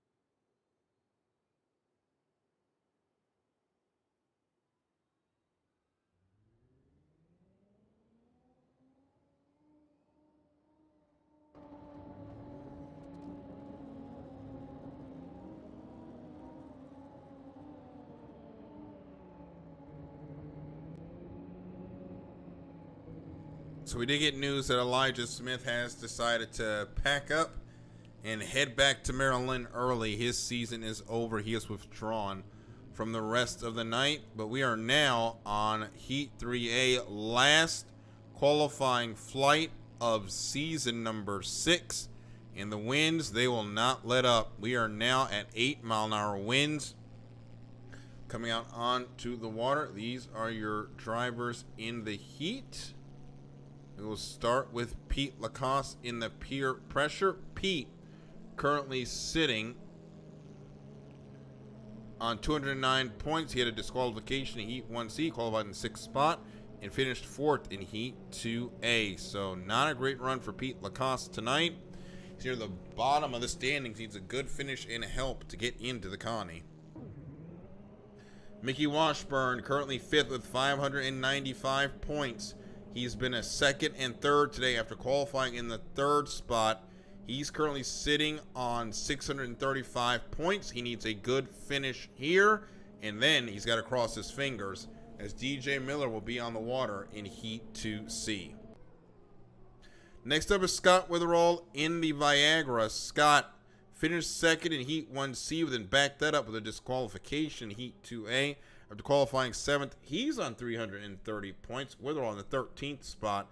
Needs a little bit of help if he wants to get into the Connie. And Scott Przybylski, 9th place on the standings with 430 points. We saw him flip in Heat 2B after winning Heat 1A and qualifying in the 11th spot.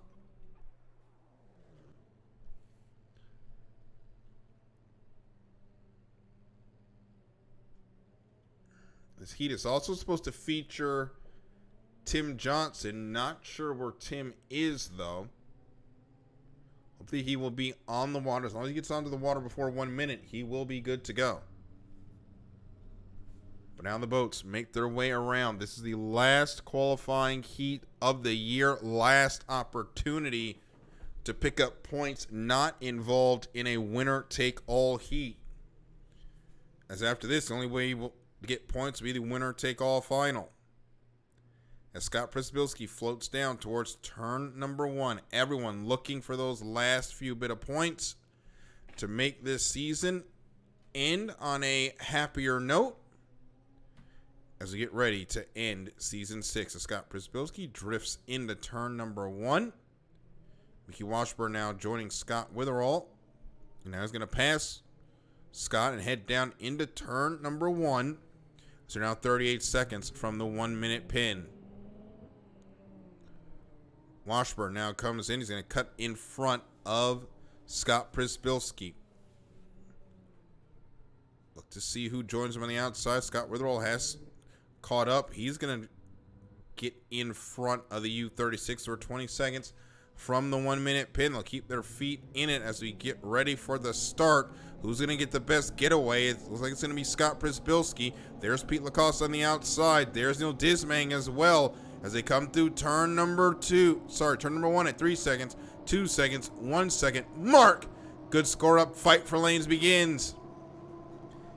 And it's going to be Mickey Washburn there in lane number 1, but he's got to keep that rooster tail advantage or he's going to lose that to Scott Przybylski, and Mickey's going to lose that one rooster tail. Przybylski moves over. Dismang moves over. They'll get 1 and 2. Lane 3 will go to the 77. 4 will go to Mickey Washburn. And 5. Actually, no. Washburn's going to be out in 5. So Lacoste is going to get 4.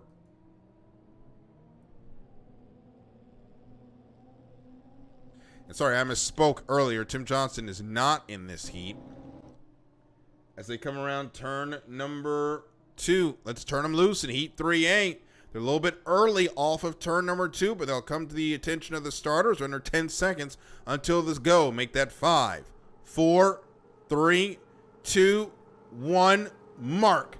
And we're underway in Heat 3A.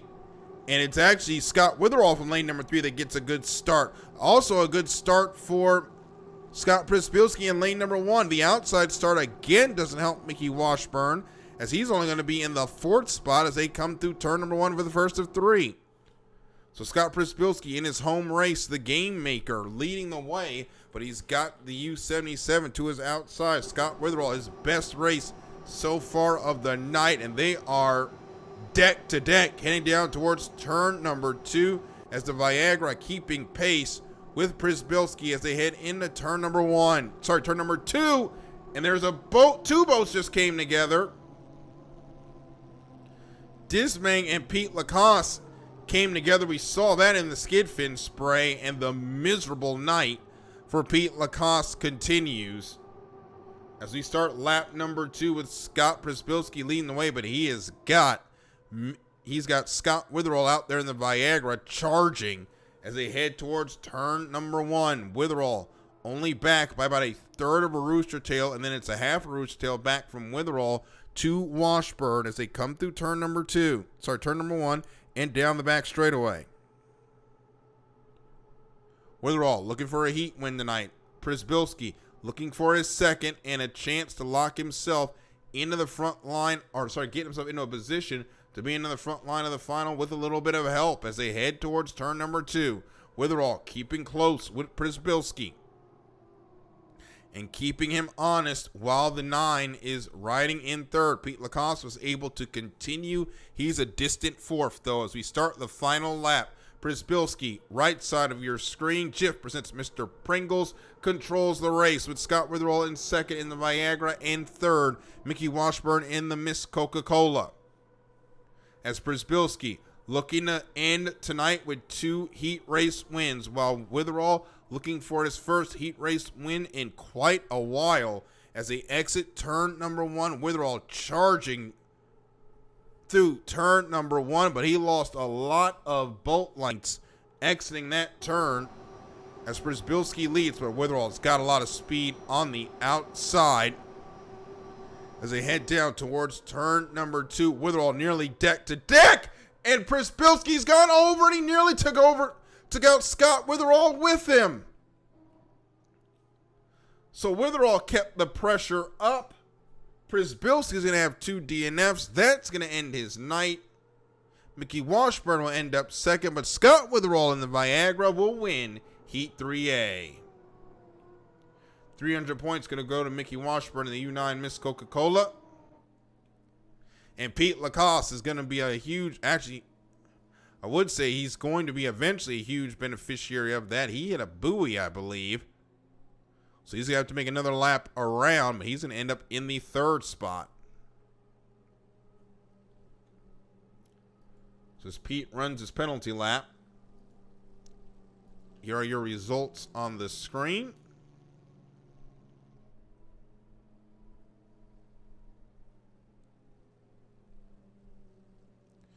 And Neil Dismang is getting a lane violation for causing that accident, but Scott Witherall picks up a rare heat win, and we'll hear from him next.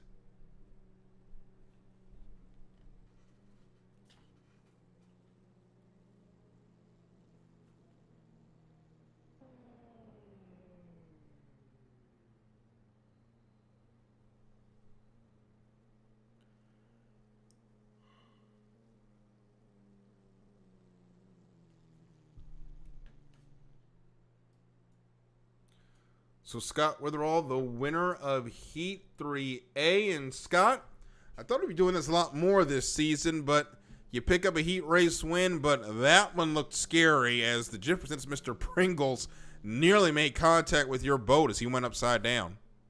Yeah, I felt it hit the back of my back wing. It just a nick. My boat flickered for a second. Yeah, oh, I got a cramp in my knot in my arm. What a race. Yeah, it looked pretty close on our screen, but it's got to feel good. Obviously, the season not to your liking, but picking up a heat race win, you have a chance to go to the front line of the finals. Got to feel good tonight. Yeah. Considering the last heat where I took 2 guys out. Thanks, Nads Talcum Powder. Go, Nads. All right, Scott, congratulations. Good luck the rest of the night. Right, thanks, Daryl. Have a good night. You too. Heat 3B coming up next.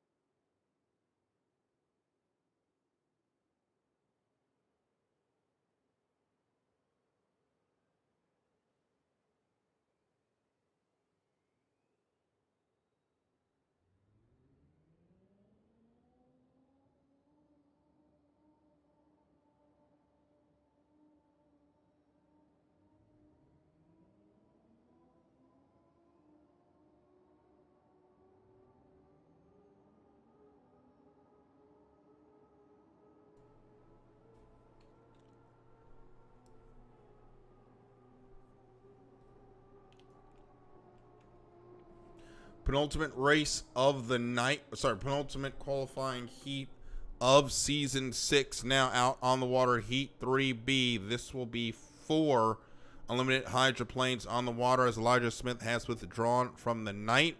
Connor Harnack in the U-17 Alpine Stars, currently sitting in the 6th spot on 599 points. Needs a good finish to be on the front line of the final. Jeff DeWalt in the U-31 Mopar is next. DeWalt currently sitting on 382 points, just outside of a spot in the Connie. Needs a good finish. He can get there. A win would, albeit temporarily, even put him on the front line of the final.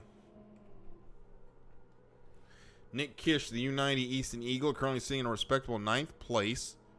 After 2 third places, has him on 480 points. Just needs a good finish. He maintains he could be in the Connie.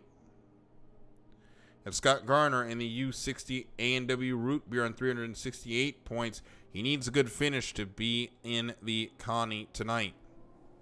So 3 minutes and 5 seconds in the penultimate heat of Season 6. This is all about pride here for these drivers, picking up more points and trying to have one more opportunity at a final, whether it be on the front line, which is still a possibility for these drivers, but they need help, or going to the Connie to race for that trailer boat spot. As Nick Kish heads down the back stretch. See the Nike swoosh on that sea salt scoop. We're under 2 minutes and 32 seconds until the start of this heat as Nick Kish makes his way down the back stretch. Meanwhile, Scott Garner going through turn number 1, just joining the back straightaway. Meanwhile, on the front stretch, Connor Harnack coming past the start-finish line to start the conga line into turn 1 as we get closer to the 1 minute pin. Harnack been on a charge today, a second and a first. Another first should see him on the front line of the final as Jeff DeWalt also joins him on the front stretch. Nick Kish going to go flying by. So we are now under 2 minutes to the start of Heat 3B. Kish comes down to the front straightaway. Connor Harnack there to the inside. Kish going to go past Harnack. And they'll head into turn number 1. So Harnack sits on the inside. Kish to the outside with 30 seconds to go into the 1 minute pin. Harnack now is going to go to the outside and go around Nick Kish. Looks like he's going to stay right there in lane number 1. Harnack, though, is going to get in front of him. Under 15 seconds until the 1 minute pin, waiting for our other 2 boats in the heat. There is Garner. Jeff DeWalt's going to remain on the outside as Nick Kish comes around turn number 1. He's in lane number 2 as we're 3 seconds, 2 seconds, 1 second. Mark, good score up. Fight for lanes begins, and Connor Harnack got a great jump out in lane number 1. He should be able to hold on to it. Jeff DeWalt also flying out there in lane number 5. Scott Garner should be able to come over to lane number 2. DeWalt going to get over into 4. Garner should have a clear path into 2. As they come down to the commitment buoy, it will be Harnack in 1. 2 is going to go to Nick Kish. 3 will go to Scott Garner. 4 will go to Jeff DeWalt.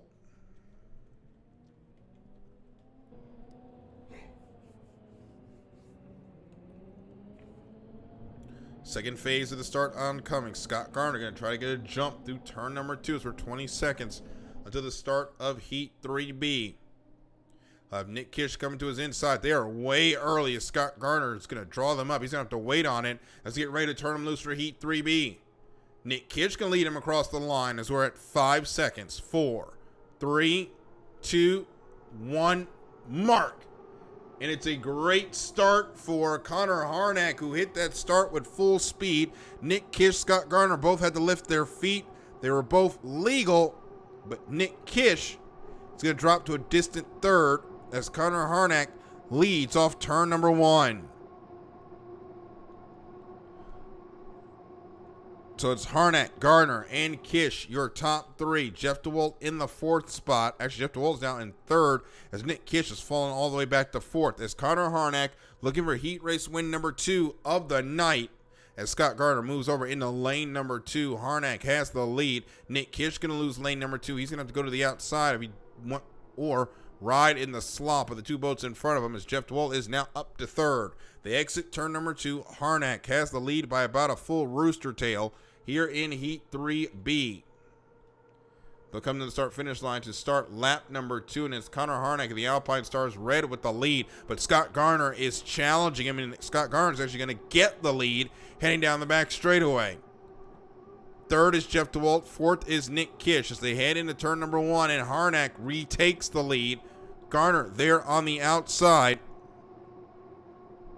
Going to lose about half a rooster tail off turn number 1. They'll head down the back straightaway, full head of steam for both of them, as Harnack looking for a second heat race win and a surefire bid into the final later on this evening. Jeff DeWalt in 3rd, Nick Kish in 4th, but up front continues to be Connor Harnack, while Scott Garner is closing in, but he's not closing in fast enough. In fact, he's going to lose a couple of boat lengths off turn number 2 as they head down the back straightaway, looking for the white flag for Connor Harnack, as it's now out to a full rooster tail, the lead as we start the final lap of Heat 3B. Harnack, Alpine Stars red, is 1st. 2nd is A&W Root Beer of Scott Garner. Jeff DeWalt is 3rd in the Mopar, and 4th going to be Nick Kish in the Easton Eagle, but already through turn number 1 is Connor Harnack. The Alpine Stars is looking tuned up tonight here on the final race of the year. Garner also looking for a good finish here with the 2nd spot to wrap up his national high points gathering in the year, as he heads down the back straightaway, battling with the wind here to keep that U60 on the water. But up front, Connor Harnack, no such problems as he heads through turn number 2, looking for 400 points for the 2nd time tonight. Harnack makes his way through turn number 2. He's going to get the checkered flag and the win in Heat 3B. Harnack wins his 2nd heat race win of the night. Scott Garner going to pick up 300 points in the A&W Root Beer. Jeff DeWalt picks up 3rd in the Mopar, 225, and 169 for 4th. Goes to Nick Kish in the Easton Eagle. There are your results. 4 boats go out, 4 boats return, and we'll hear from Connor Harnack in a moment.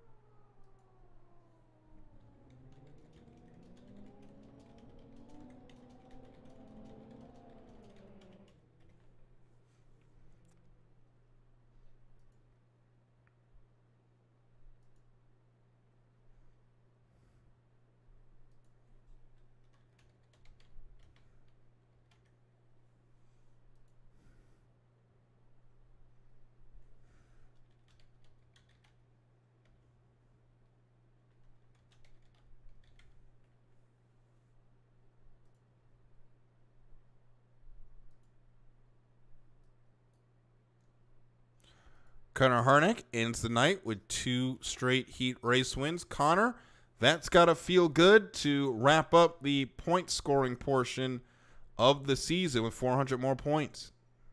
Yeah, Daryl, it feels good to get those extra 400 points, and hopefully we'll be making an appearance to the All-Star race, fingers crossed. But yeah, another 400 points feels good to add to the table. Well, you are in that 10th spot, but here's much better news for you. You're going to the final. You're now the 1 seed at this point. Should be able to stay in, but we'll just have to see what happens with Heat 3C. Currently sitting there with 999 points, so that's got to feel awesome. Yeah, it feels good to clinch into the final again. It's been a roller coaster of a ride this season, but hopefully we can end it off with a good note. All right, Connor, congratulations, and hopefully we'll be talking to you at the end of the night. Thanks, Daryl. A championship deciding Heat 3C is next.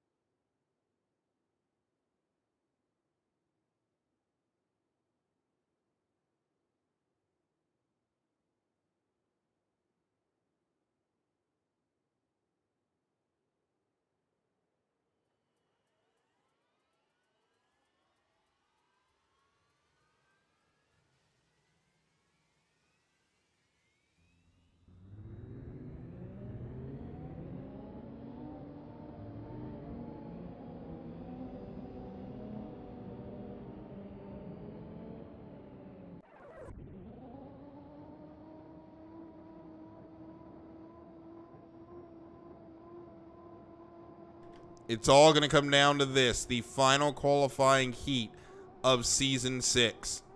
The points look like this. Currently leading is DJ Miller. Mickey Washburn is second by 335 points. Third is Tyler Sams by 550 points. We will get the update from Nick Kish, our statistician, on how this will wrap up for the point clinching scenarios. But first, our starting lineup. Levi Colley on your screen. Misnos Energy has 760 points to his name. A good finish. He's in the front line of the final. DJ Miller, our national high points champion, currently in a danger zone. Currently, he's in 11th. He needs a good finish if he wants to be on the front line of the final. He also needs a good finish to clinch the national high points title. Makai Burgess, his championship dreams already over with the DNF in Heat 2A. He's on 430 points. He's 14th on the chart. And Tyler Sams, a win in Heat 2A, a third in Heat 1A, qualified 5th. He's on 675 points. He is on the front line of the final as it sits in 6th. And Quentin Miller, U24 Rugrats. Quentin won Heat 1B, was relegated to 5th in Heat 2B after a... Quentin Miller was relegated, to 5th in Heat 2B, so there was no penalty there. He's on 557 points. He's sitting in the 10th spot.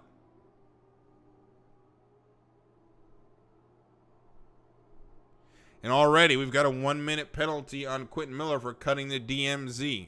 So as things sit, DJ Miller at the end of this heat, it's on your screen now, needs 251 points to eliminate Tyler. He needs 251 points to win the championship.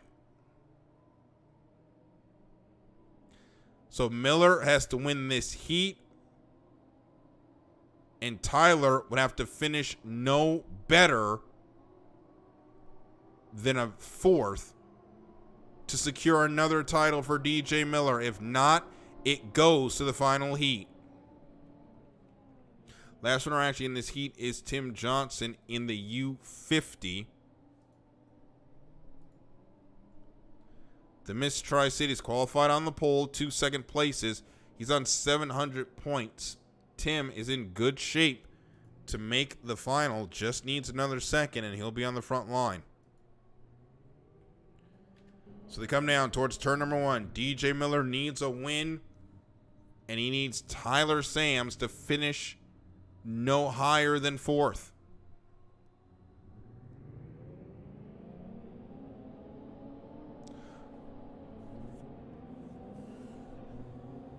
As now we are 5 seconds from the 1-minute pin. DJ Miller comes around turn number 1. We're at 2 seconds. 1 second. Mark. Good score up. Fight for lanes begins. Makai Burgess out there in lane number 1. There's a little bit of a stack up there in the back with DJ Miller almost making contact with Tyler Sams. Tim Johnson there on the outside. He'll be in lane number 3. Makai Burgess will get lane number 1. Lane 2 will go Levi Colley. 3 will be Tim Johnson. Lanes 4, 5, and 6 will have Miller. Remember, Burgess is already out of it. We'll have the 2 Millers and the 35 of Tyler Sams. So right now, the way things sit, we could be going to the final heat between Tyler Sams and Mickey Washburn as we come off turn number 2 at 12 seconds to turn them loose for the final time in the qualifying heats. We are 8 seconds until the start. Make that 5, 4, 3, 2, 1. Mark. Tim Johnson jumped the start. So Levi Colley there has the lead. We did see contact between the U35 and the U24. U35 kind of came over, and it's Levi Colley with the lead going through turn number 1. So Colley is first. DJ Miller is second. Third is Tyler Sams. Quentin Miller lifted out. Probably a strategic move, gives his brother second place, as Levi Colley has a rooster tail advantage. We'll go back here to the battle for second. DJ Miller has the spot. Third is Tyler Sams. Tyler now jumps to the outside. He can't fall back another spot. He's got to be careful here, as Levi is going to lead them across turn number one. Lead them across in lap number one. Make that lap number two. Is Misnos Energy leading the way. DJ Miller is second. In DC presents Def. Tyler Sams is third. In the TM Special, Makai Burgess is sixth, and Quentin Miller is in fourth. Some issues with the U24 Rugrats. That boat is crawling around the water. Back up front, though, Levi Colley not being challenged by Tim Johnson, who is in the fifth spot. Move to the outside. Not going to give Levi any trouble. We'll stick with the ongoing battle in the championship. This is DJ Miller. He's in the second spot. He finishes where he is. That should be enough to lock up the title as the TM Special, 550 points back. So DJ Miller at this point racing, has an opportunity to lock up the championship before the national high points title. But in Heat 3C, Levi Colley has the lead as we start the final lap. Misnos Energy leads the race. DJ Miller is second. He leads the championship. Third is Tyler Sams in TM Special. Makai Burgess is on the water sixth, but he's on the water fourth, but is sixth. Quentin Miller is fourth. Tim Johnson is fifth. Off the back straightaway now, Levi Colley in control of this race, has not been challenged, been clean sailing so far, as Levi comes into turn number two looking for 400 points. In the win in the last qualifying heat of the season, Colley gonna hit the exit pin, gonna go to the outside and come to the checkered flag to pick up 400 points, and the win in Heat 3C gonna go to Levi Colley in the Misnos Energy. And you can pop the champagne in the U75 pit. That second place should do it and lock up another National High Points Championship for DJ Miller. Tyler Sams gave it all he had. Third place is as far as he'll be able to get. Quentin Miller will be fourth. And Quentin's going to get a penalty for the contact with Tyler Sams there on the start. It looked like the 35 may have come in. We'll look at it in a moment. Quentin Miller is fourth. Tim Johnson going to be fifth. But the U75, DJ Miller, believe has done enough. Wait for the officials to certify it, but he should have done enough there to lock up another National High Points title.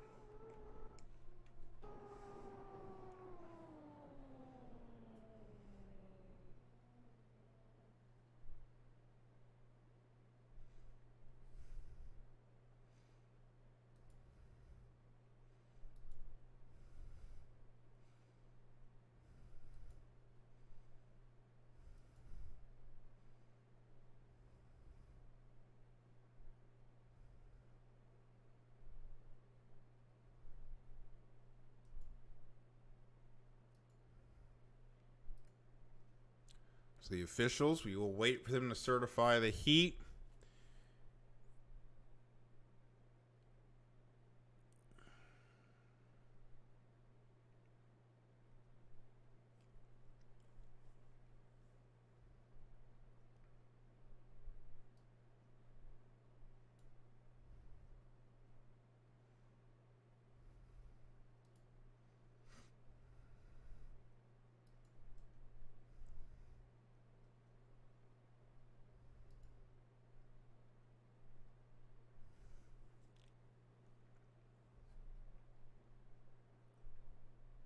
That finish will have knocked out Mickey Washburn from the championship as well. As the points are going in.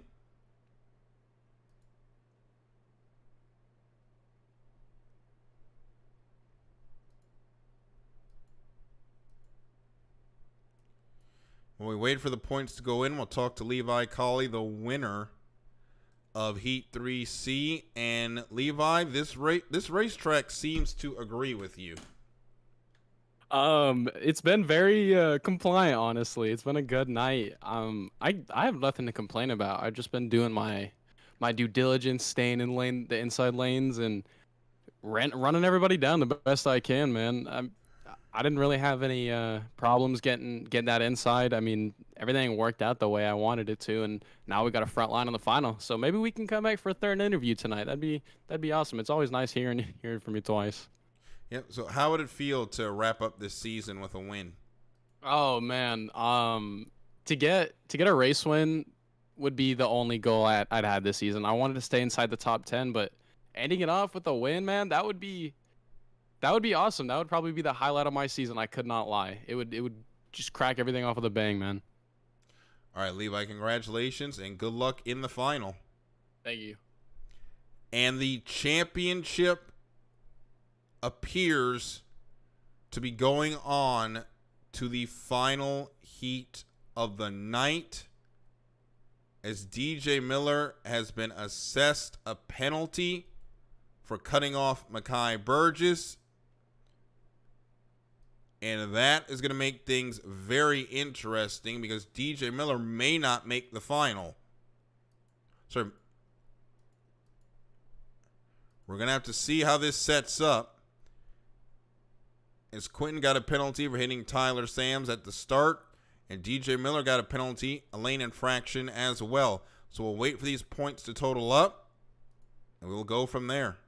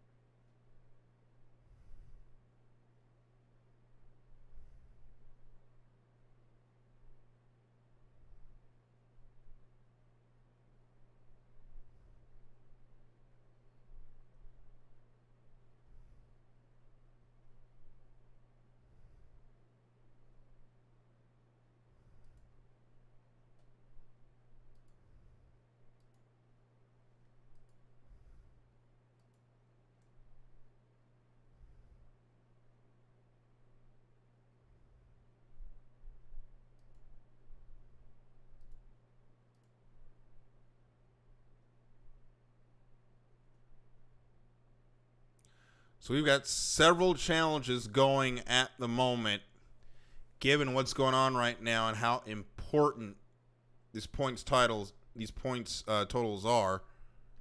We'll go back and look at what happened here at the start.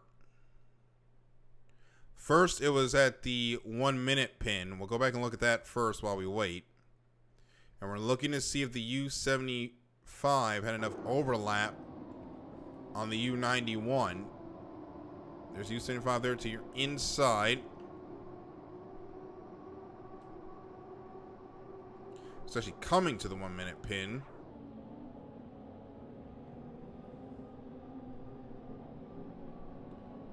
And U75 gets away. Oh, there's a little. Oh, yeah, there's some contact there. That's where they may have made that call. And then we'll jump to ahead going to the start. You're going to watch the U24 there on the outside.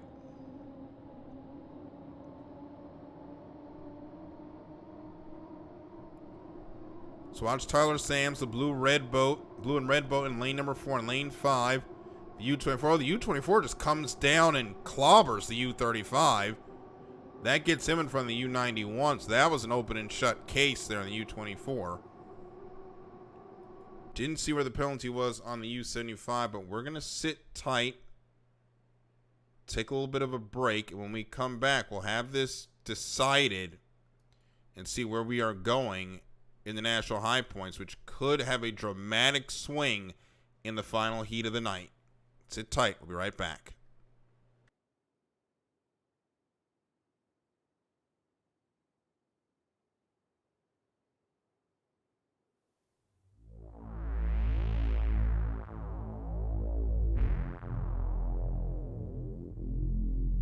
These boats around the course and especially around that rooster tail turn. And giving DJ that sliver of room he's been looking for to pass him on the inside. And the U90's gone over right in the fans of the U1. Johnson Hook and Chris Bilski made it through clean. So buckle up, race fans. This evening we write another chapter in the 5, 4, 3, 2, 1. Mark.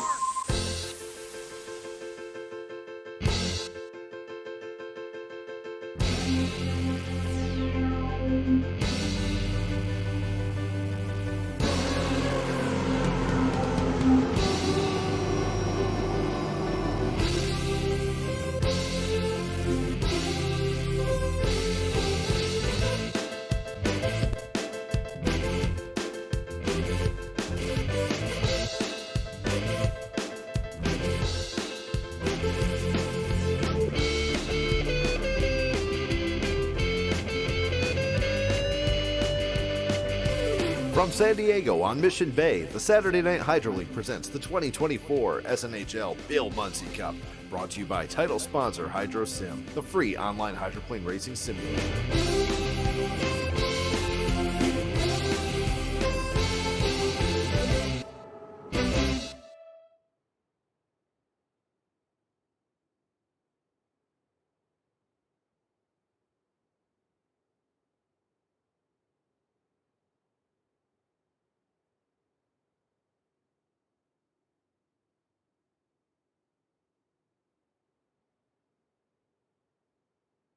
Back here, a little bit of news. Quentin Miller had challenged the call that was made on him for making contact for Tyler Sams. He thought that was a pretty open and shut case, and the refs seemed to have agreed. And now so that challenge has failed, so Quentin will lose a hefty sum of points. That may knock him out of the Connie. DJ Miller is currently in that Connie with 549 points, and how that would swing the championship.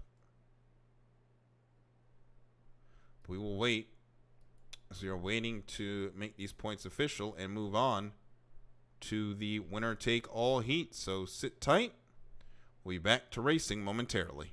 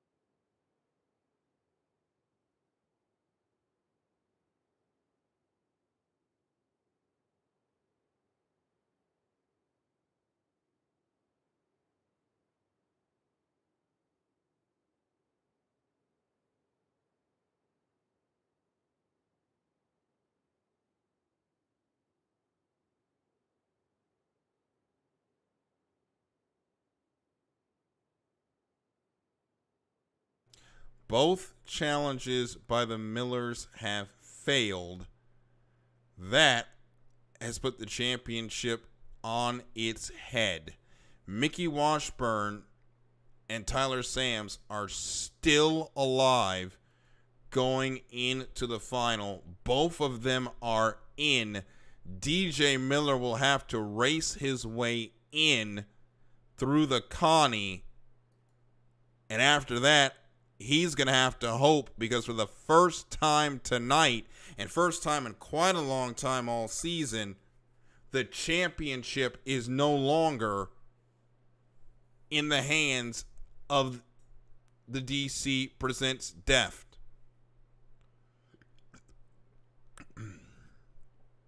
Tyler Sams is now 313 points behind, and the Miss Coca-Cola Mickey Washburn 398 points behind. DJ Miller will go to the Connie, but if he scores no more points tonight, it is still going to require a victory by either Tyler Sams or Mickey Washburn to take that title away from DJ Miller. But he is going to be a spectator in how that championship is decided.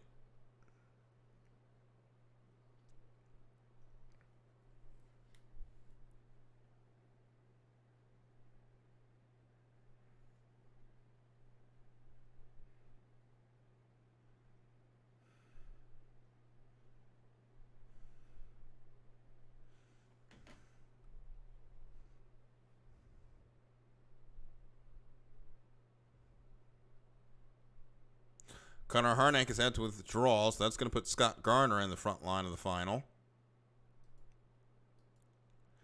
But the most important Connie of the season is up next. If DJ Miller cannot win this race, his championship will no longer be in his hands.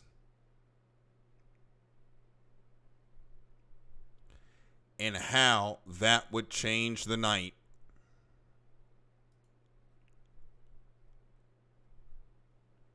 So we're going to sit tight. The winner take all heats are next.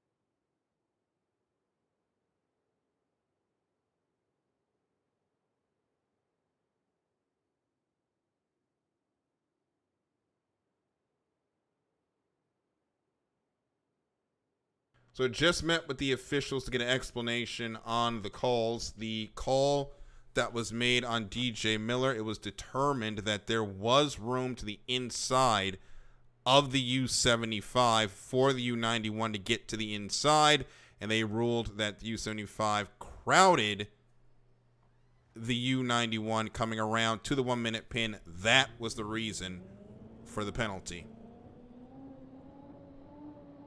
So now, the most important Connie of the season heads out. That red and white boat to the back, that is DJ Miller. He must win this race to keep his championship hopes alive. If DJ Miller does not make the Connie, well, that championship may well be over. And we will get the results. We'll actually get Statman working on that now.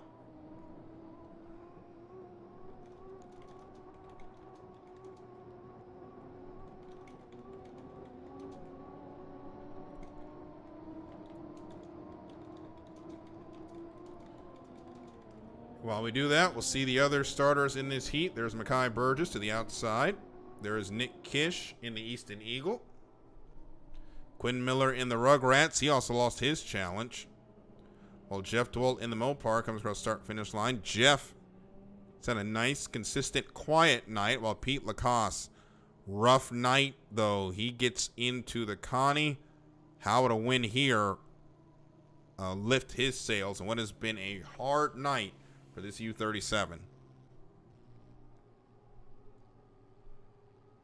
So DJ Miller, Nick Kish coming through turn number 2. DJ Miller coming down the front straightaway. He's got to put the emotions away now and focus on getting through these 3 laps, winning this Connie, and then going into the final still with a chance to win the championship. As DJ Miller goes to the outside. It's been a topsy-turvy night. There's been plenty of twists, plenty of turns in this battle for the Season 6 SNHL Championship, and it is all coming down to this here at the end of the night. Miller, Sams, Washburn still in it. Miller may be out of the equation if he cannot win this final heat. So this consolation heat.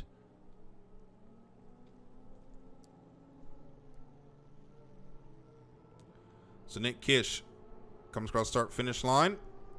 2 minutes, 10 seconds to go until the start. Meanwhile, down at the front of the field, DJ Miller, Pete Lacoste heading into turn number 1. Quentin Miller should be joining. Mekhi Burgess, actually, is going to join them in lane number 3. DJ Miller is going to go into lane number 1. And there's been some contact with Jeff DeWalt and Quentin Miller. Not sure how that happened. But a tough night for Quentin Miller just gets worse.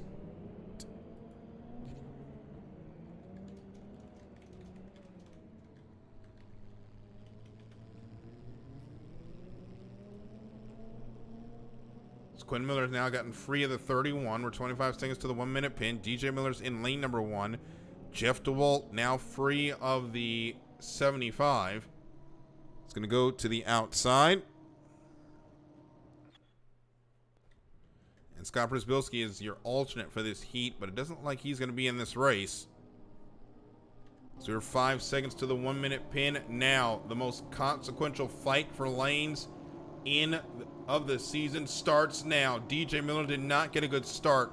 Nick Kish got a great start. Can Kish get the one Rooster Tail overlap he needs to get in front of DJ Miller, take lane 1 away?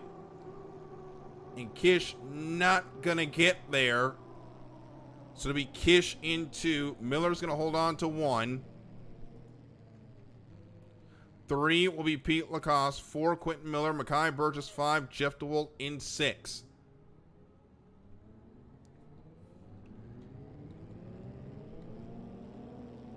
Now, as they come around turn number 2, for the last Connie of the season, DJ Miller needs to win it if he wants to have any control over his championship destiny. We're 10 seconds until the start.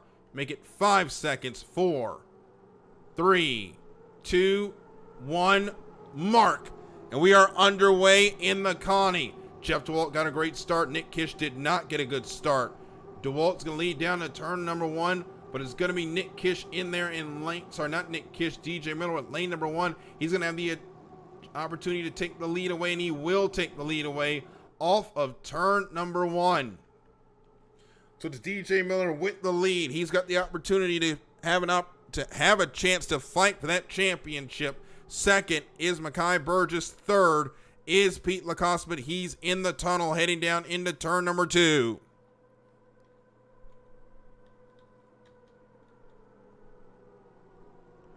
DJ Miller has the lead as they come through turn number 2 to hit the exit pin to put lap number 1 in the books. Mekhi Burgess is now moved over into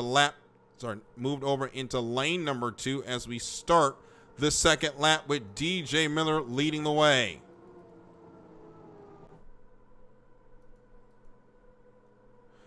Mekhi Burgess is leading. Sorry, not Mekhi Burgess. Sorry, DJ Miller is leading. Sorry, we had a little bit of technical difficulties with the lap counter. That has been fixed, but Miller in the lead needs this and a prayer in the Connie to get the championship. Miller down the back straightaway has got Mekhi Burgess to his outside. Mekhi would love nothing more than to win this Connie and put Quentin Miller on the trailer and have no opportunity for for DJ Miller, to race for the championship. But Mekhi's got to find some horsepower on the outside as he's now rooster-tailed back as we start the final lap in the last Connie of Season 6. Miller crosses the start-finish line and DC presents Deft. Miss Goodman Real Estate is second. Third is Jeff DeWalt in the Mopar. Nick Kish fifth in the Easton Eagle, while fourth is Quentin Miller in the Rugrats. Nick Kish is fifth. DJ Miller off turn number 1. Heading down the backstretch, extending that lead by 2 more boat lengths over Mekhi Burgess. But Mekhi is not giving up. He's on the outside, flying the boat to catch up to that U75 and put him on the trailer. They come across towards turn number 2 for the final time. DJ Miller looks like he's going to have an opportunity to fight for the championship. He'll be on the back foot. He'll start 5 seconds behind the leaders, but he will have an opportunity to stake his claim to the championship as DJ Miller wins the Consolation Heat. Mekhi Burgess is second.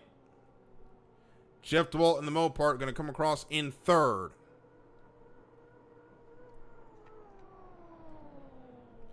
Quinn Miller is in the 4th spot. And Nick Kish going to come across in 5th. He's hit a couple buoys. So Nick Kish will have some penalty laps to clean up. So DJ Miller will have an opportunity at the championship, but it will not be in his hands in the final. And that race is coming up next.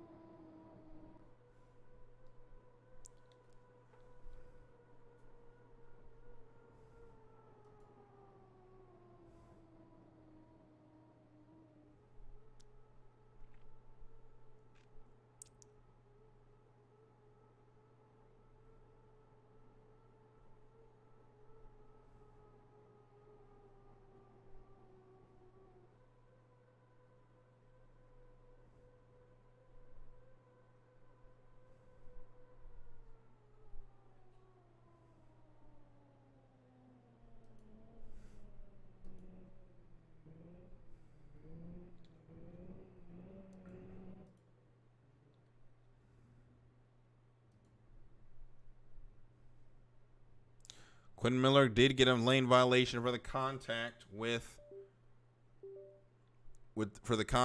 Jeff DeWalt. Doesn't really matter in the grand scheme of things.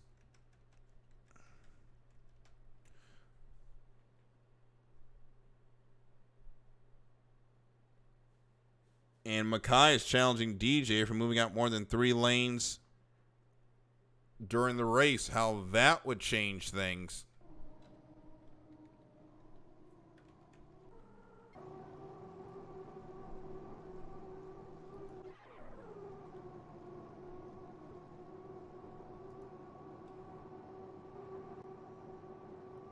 So let's see. I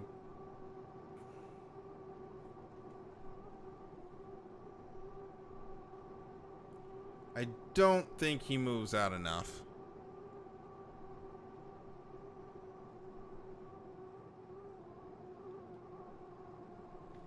Yeah, looking at that, I don't think that movement was enough to really affect anything. So we'll see what the officials have to say. But I think DJ Miller is going to hold tight. So we'll wait.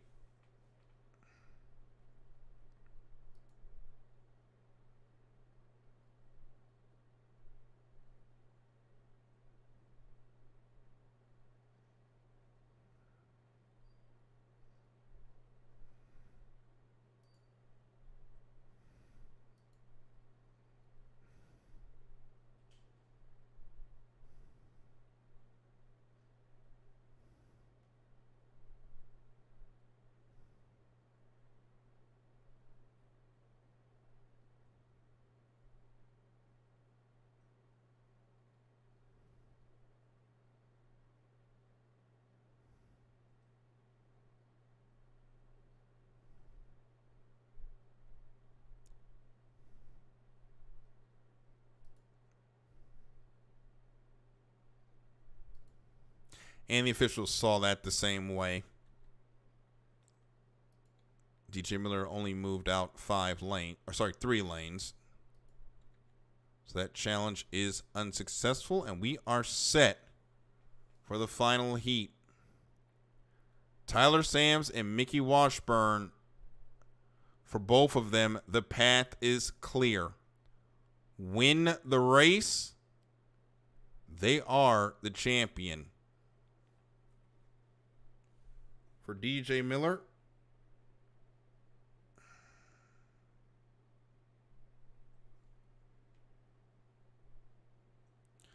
DJ Miller would need to get to 5th to hold the championship over Tyler Sams.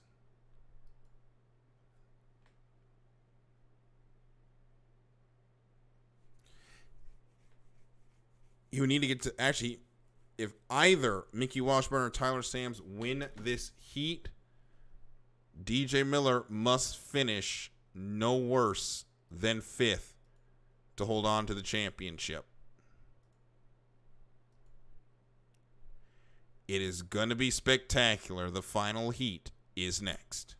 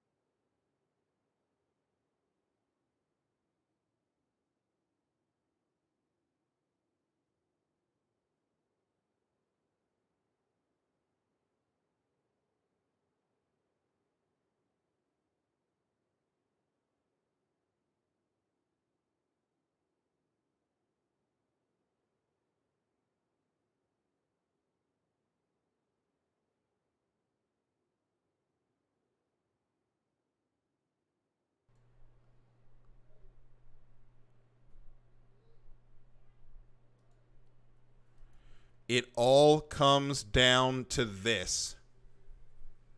DJ Miller has got to get to 5th place to be able to lock in the championship. That is, if Tyler Sams picks up this win.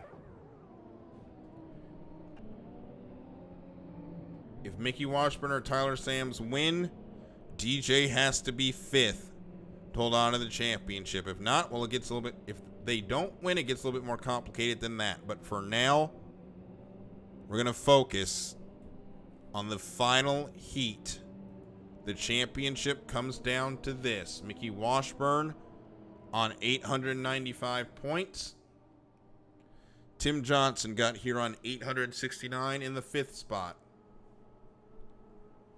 Tyler Sams, he's won a heat tonight. Heat 2A, another win would give him the championship.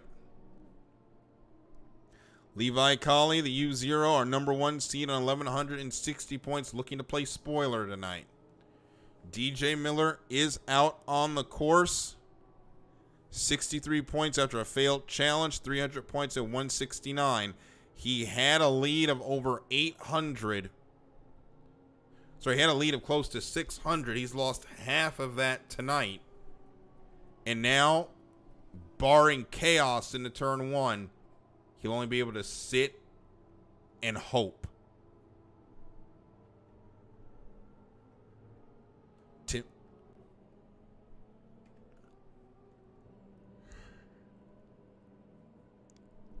Scott Witherall is here on 730 points. Scott Garner will also be a part of the final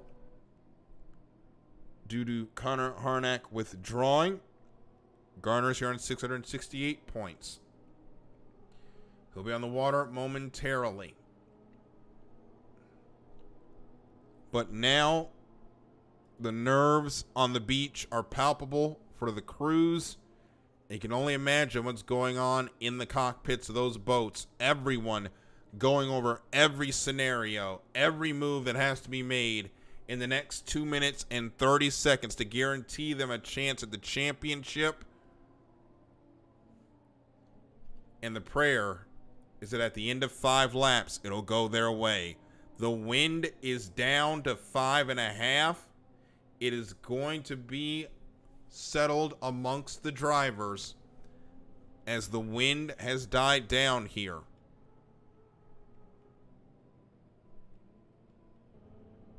Tyler Sams already down to turn number 1. He's got to get lane number 1. He's got to get a good start. He's got Levi Colley to his outside. We're under 2 minutes now. They go towards turn number 1. Tyler going to go around Scott Witherall as they're down the straightaway heading towards turn number 1. Levi Colley will follow him. That'll force Scott Witherall to the outside. We're 35 seconds to the 1 minute pin. Tyler Sams, Levi Colley, Scott Witherall, the first 3 to get down here. Witherall now on the outside. He can try to block in Sams. He's going to go to the inside of the course. Got to bring that boat back in. And Scott will hold on to it as we're now under 20 seconds. The last fight for lanes for the season begins in 10 seconds. Here comes Mickey Washburn. Here comes Scott Garner around the outside. Tim Johnson will join them. A little bit of contact between Mickey and Levi. The 1 minute pin is good. And they head down the back straightaway. Scott Witherall again does not get away well. Tyler Sams, though, does get away. It won't be enough to give him lane number 1, but he will have an inside lane. Tim Johnson will be in 4, Mickey Washburn in 3. Tyler Sams 2, Scott Witherall in 1. To the outside will be Scott Garner, Mickey Washburn, and this man, DJ Miller, will be 5 seconds behind the field, hoping that Tyler Sams or Mickey Washburn do not win this race. For the last time this season, let's turn them loose in the Bill Muncey Cup, and let's turn them loose in the race for the championship. We are 3 seconds from the start. Make that 2 seconds, 1 second, mark. And we are underway in the race to the championship, and it was a terrible start for Tyler Sams. He is nowhere in the fight for the championship. Meanwhile, it's Mickey Washburn in second. Levi Colley got a bad start. He may have jumped the start, actually, and Mickey Washburn has the lead off turn number 1. If they finish like this, the championship... Actually, Levi Colley and Tim Johnson have jumped the start. DJ Miller is in 5th. If it finishes like this, Miller is still the champion.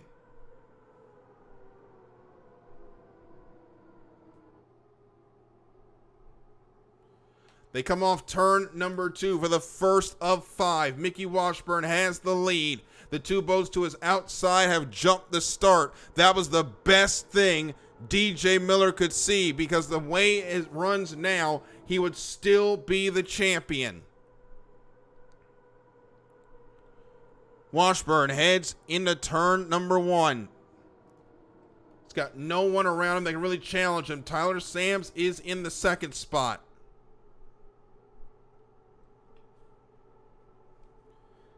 Sams would not be able to win the championship from there. Scott Garner's in 3rd, Witherall 4th, DJ Miller in 5th, and all he has to do is keep that boat on the water, and he should be the champion the way the points work out, as Mickey Washburn doing everything he can, leading through turn number 2 as we get ready to start lap number 3. Washburn in the Miss Coca-Cola puts lap number 2 in the books. Tyler Sams is 2nd. Scott Garner 3rd. Scott Witherall in the 4th spot. DJ Miller 5th. Levi Colley and Tim Johnson 6th and 7th. Back up front, Washburn continues to lead. He is not challenged. He's hoping something happens to that U75 as he heads down the back straightaway. He's got no one around him that can challenge him. Tyler Sams got a horrible start as they head down the back. He got a horrible start. He's trying to catch up now with Levi Colley, but he needs something to happen to Mickey Washburn. He really needs something to happen to DJ Miller as they get ready to start the championship laps. Washburn with the lead, but not the championship. As we start the championship laps, the Miss Coca-Cola is in the lead. The Miss Tri-Cities, 2nd on the water, is 7th. Levi Colley is 6th. Then goes Tyler Sams, Scott Garner, Scott Witherall, and DJ Miller. Washburn now down the back straightaway. You're riding along with them. It is calm, 5.5 mile an hour winds. That wake you saw in the back, that should have been the wake of DJ Miller's boat, or the spray of DJ Miller's boat, way behind this race. But maybe still with the championship. It has been a tough night for the championship leader, but Providence may have shined on him one last time as we start the final lap. Washburn is leading, 2.5 miles to go. He's got no one around him. He's just got to finish this lap and pray something happens to DJ Miller. DJ Miller's in 4th. He's managed to get around Scott Witherall. That would do it for the championship. Mickey Washburn has to finish this race. And he's got to hope something happens in the next 2.5 miles or DJ Miller will be the champion. Levi Colley nearly put his boat upside down as they come through turn number 2 for the final time. Mickey Washburn has done all he can. He exits turn number 2 to the direction of the starter. Checkered flag is in the air, and Mickey Washburn is going to end the season with a win in the Bill Muncey Cup. Tim Johnson's got an extra lap to do, and so does Levi Colley. Tyler Sams is in 2nd. His championship is over. He'll come across now. Scott Garner is in the 3rd spot. We're looking for DJ Miller. There he is off turn number 2. He's in the 4th spot, and that should be enough for DJ Miller. It's been a tough night, but to come home 4th, DJ Miller is your Season 6 Division I champion. Scott Witherall is going to be 5th. 6th and 7th will go to Levi Colley and Tim Johnson, but DJ Miller had to win to get in to the final. It was out of his hands until 2 jumps. Levi Colley and Tim Johnson put him in a position to win the championship, and DJ Miller's brought it home. And by our calculations, that should keep the championship with the U75.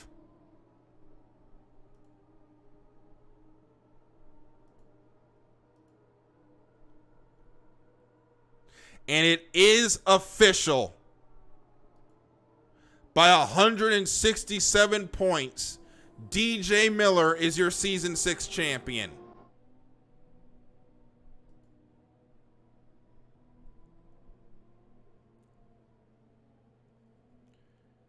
Miller on a victory lap now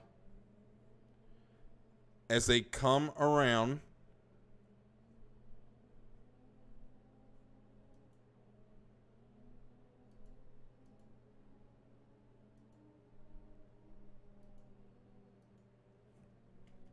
So unofficially, DJ Miller's the champion. We will wait for the official results.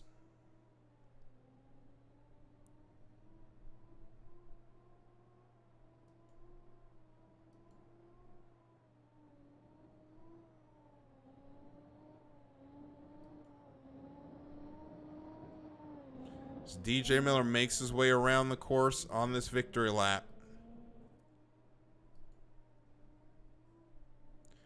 A hard-fought season came down to the final heat in 2 jump starts. Brought this U75 into contention. He was able to get around Scott Witherall. And DJ Miller finishes 4th. He will the U1 will be on the side of this DC Presents Deft next season. The final national high point standings, DJ Miller 9,899 points. Mickey Washburn 9,732 points, 167 back. The TM Special, Tyler Sams 182 back. Incredible how this championship went. So here from the podium first, we'll go with Scott Garner. Scott, has to feel good. You end the season picking up a podium finish. How does it feel? It feels awesome, dude. That's like the best race I've ever had on Division I, for sure. Looks like a lot of other people had trouble tonight. Kind of helped me out. But, hey, that's boat racing, right? Yeah. Sometimes the luck goes your way. Sometimes it goes someone else's way. Today it went your way. Scott, how do you look back on your season? I learned a lot. Learned how to get faster. And I'm getting some new equipment for next season. So you guys better look out, man. Well, Scott, congratulations and good luck the rest of the year. Thank you, sir. And thank you for what you do, man. You're awesome. Thank you. So the next person we will hear from will be Tyler Sams. Tyler, you pick up second. You come to San Diego with the opportunity for the championship. Unfortunately, doesn't bounce your way. A bittersweet race. Talk about the night. It was a great night. I had a lot of fun. We definitely were pushing for DJ there at the end, but DJ's going to come out on top, and congrats to him from the championship.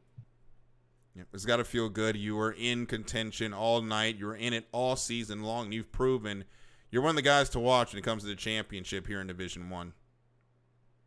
Thank you. Yeah, it's an honor to run with all these fast guys. Been watching for a few years and finally get to race against them, and It's been fun. It was a good season. All right, Tyler, congratulations, and we'll see you next year. Thank you. And here is our race winner in the U9 Miss Coca-Cola. We'll start with the good news, Mickey. You end the season with a final heat win in the Bill Muncey Cup. Yeah, that's it's been a long time. I think season 3 was my last final heat win, so I've been overdue. So I will definitely take it. And now we go to the bad news. Unfortunately, it was not enough to win the championship, but to come out, win your first one in 3 years, as you said. Talk about the night. Talk about the season.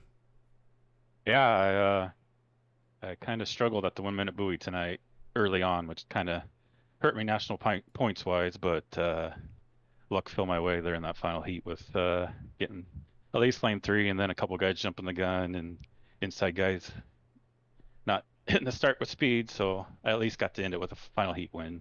Would have loved to have the national championship, but DJ led that thing most of the season, so he pretty much deserves it. All right, Mickey, congratulations, and we'll see you for season 7. For sure, Daryl. Thanks. Oh, I also want to say thank you to my spotter all season, Jeff DeWalt. He did an awesome job. All right, Mickey, congratulations. Yep. And I think this is going to be the happiest interview of the night. It wasn't easy. It wasn't in his control, but from the start of the final heat, DJ Miller was in the championship position. He gained one more spot to make it official. Our season 6 champion, DC presents Deft DJ Miller. And DJ, it wasn't easy, but you started the night on top, you end the night on top. Yep, it was. I mean, it just came down to that few points at the end of the year. It shows you just how much it all matters and how it all adds up. You know, I think back to all the mistakes I made the whole season. You know, I wrecked myself in the Evansville final with points on the table there. Like, you know, you just need to not get in your own head. And I mean, these guys, it was like, man, if it was like a war zone out there in all those prelims of everyone I was having to fight. When you're the points leader, you got a big target on your back, and I managed to survive it and pull it out in the final. By my math, all I needed was a 6th in that final, no matter what. It might have been different, but when I saw the green flag pop up and I was 5th, I knew there were a couple jumpers, and I was like, I think that's all I need, and I just brought it home. Well, Nick, or sorry, DJ, you win the championship. Yep. You get that ready. That is my name. My real name. We have too many Nicks in here, but we got a lot of fast guys coming up from Division 2. You pick up the win this year. How challenging is next year going to be with all the fast guys coming up from D2? Probably just as hard as it was this year, if not harder. I mean, it's hard to win these things. And again, every point counts. You just got to be so perfect on top of your game every time. You can't miss a final heat. You just, because that always comes back to bite you. You're leaving points on the table. And yeah, it'll be fun. I'm very happy I got this one. You know, I've been to the championship hunt so many times, and I've won one, but I've also lost some. So it feels good to win another one, and know I still got it.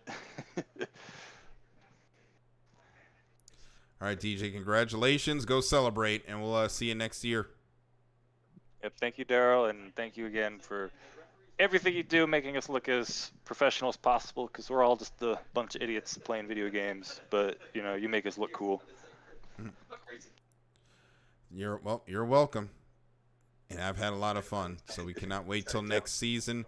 We have the All-Star race coming up next week. You want to catch that? That'll be at a earlier time. It'll be 3:30 Eastern, noon Pacific.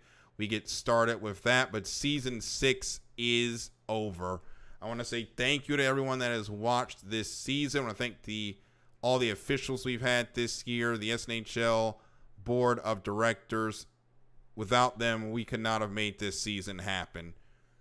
Season 6 is over. DJ Miller is your champion of Division 1. We'll see you next week for the All-Star race. My name is Daryl Kinsey Jr. Thank you so much for watching this evening. We'll see you next time.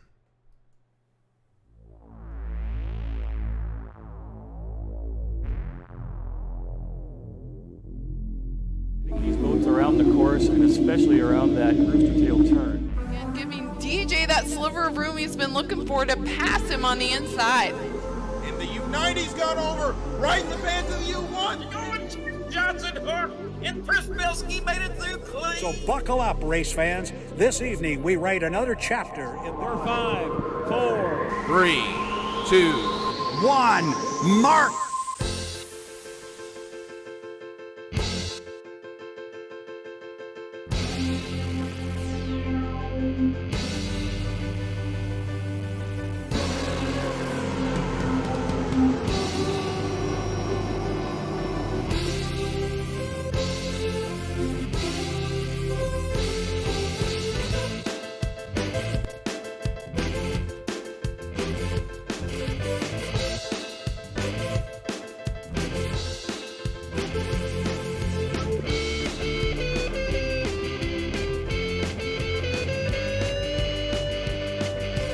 From San Diego on Mission Bay, the Saturday Night Hydro League presents the 2024 SNHL Bill Muncey Cup, brought to you by title sponsor HydroSim, the free online hydroplane racing simulator.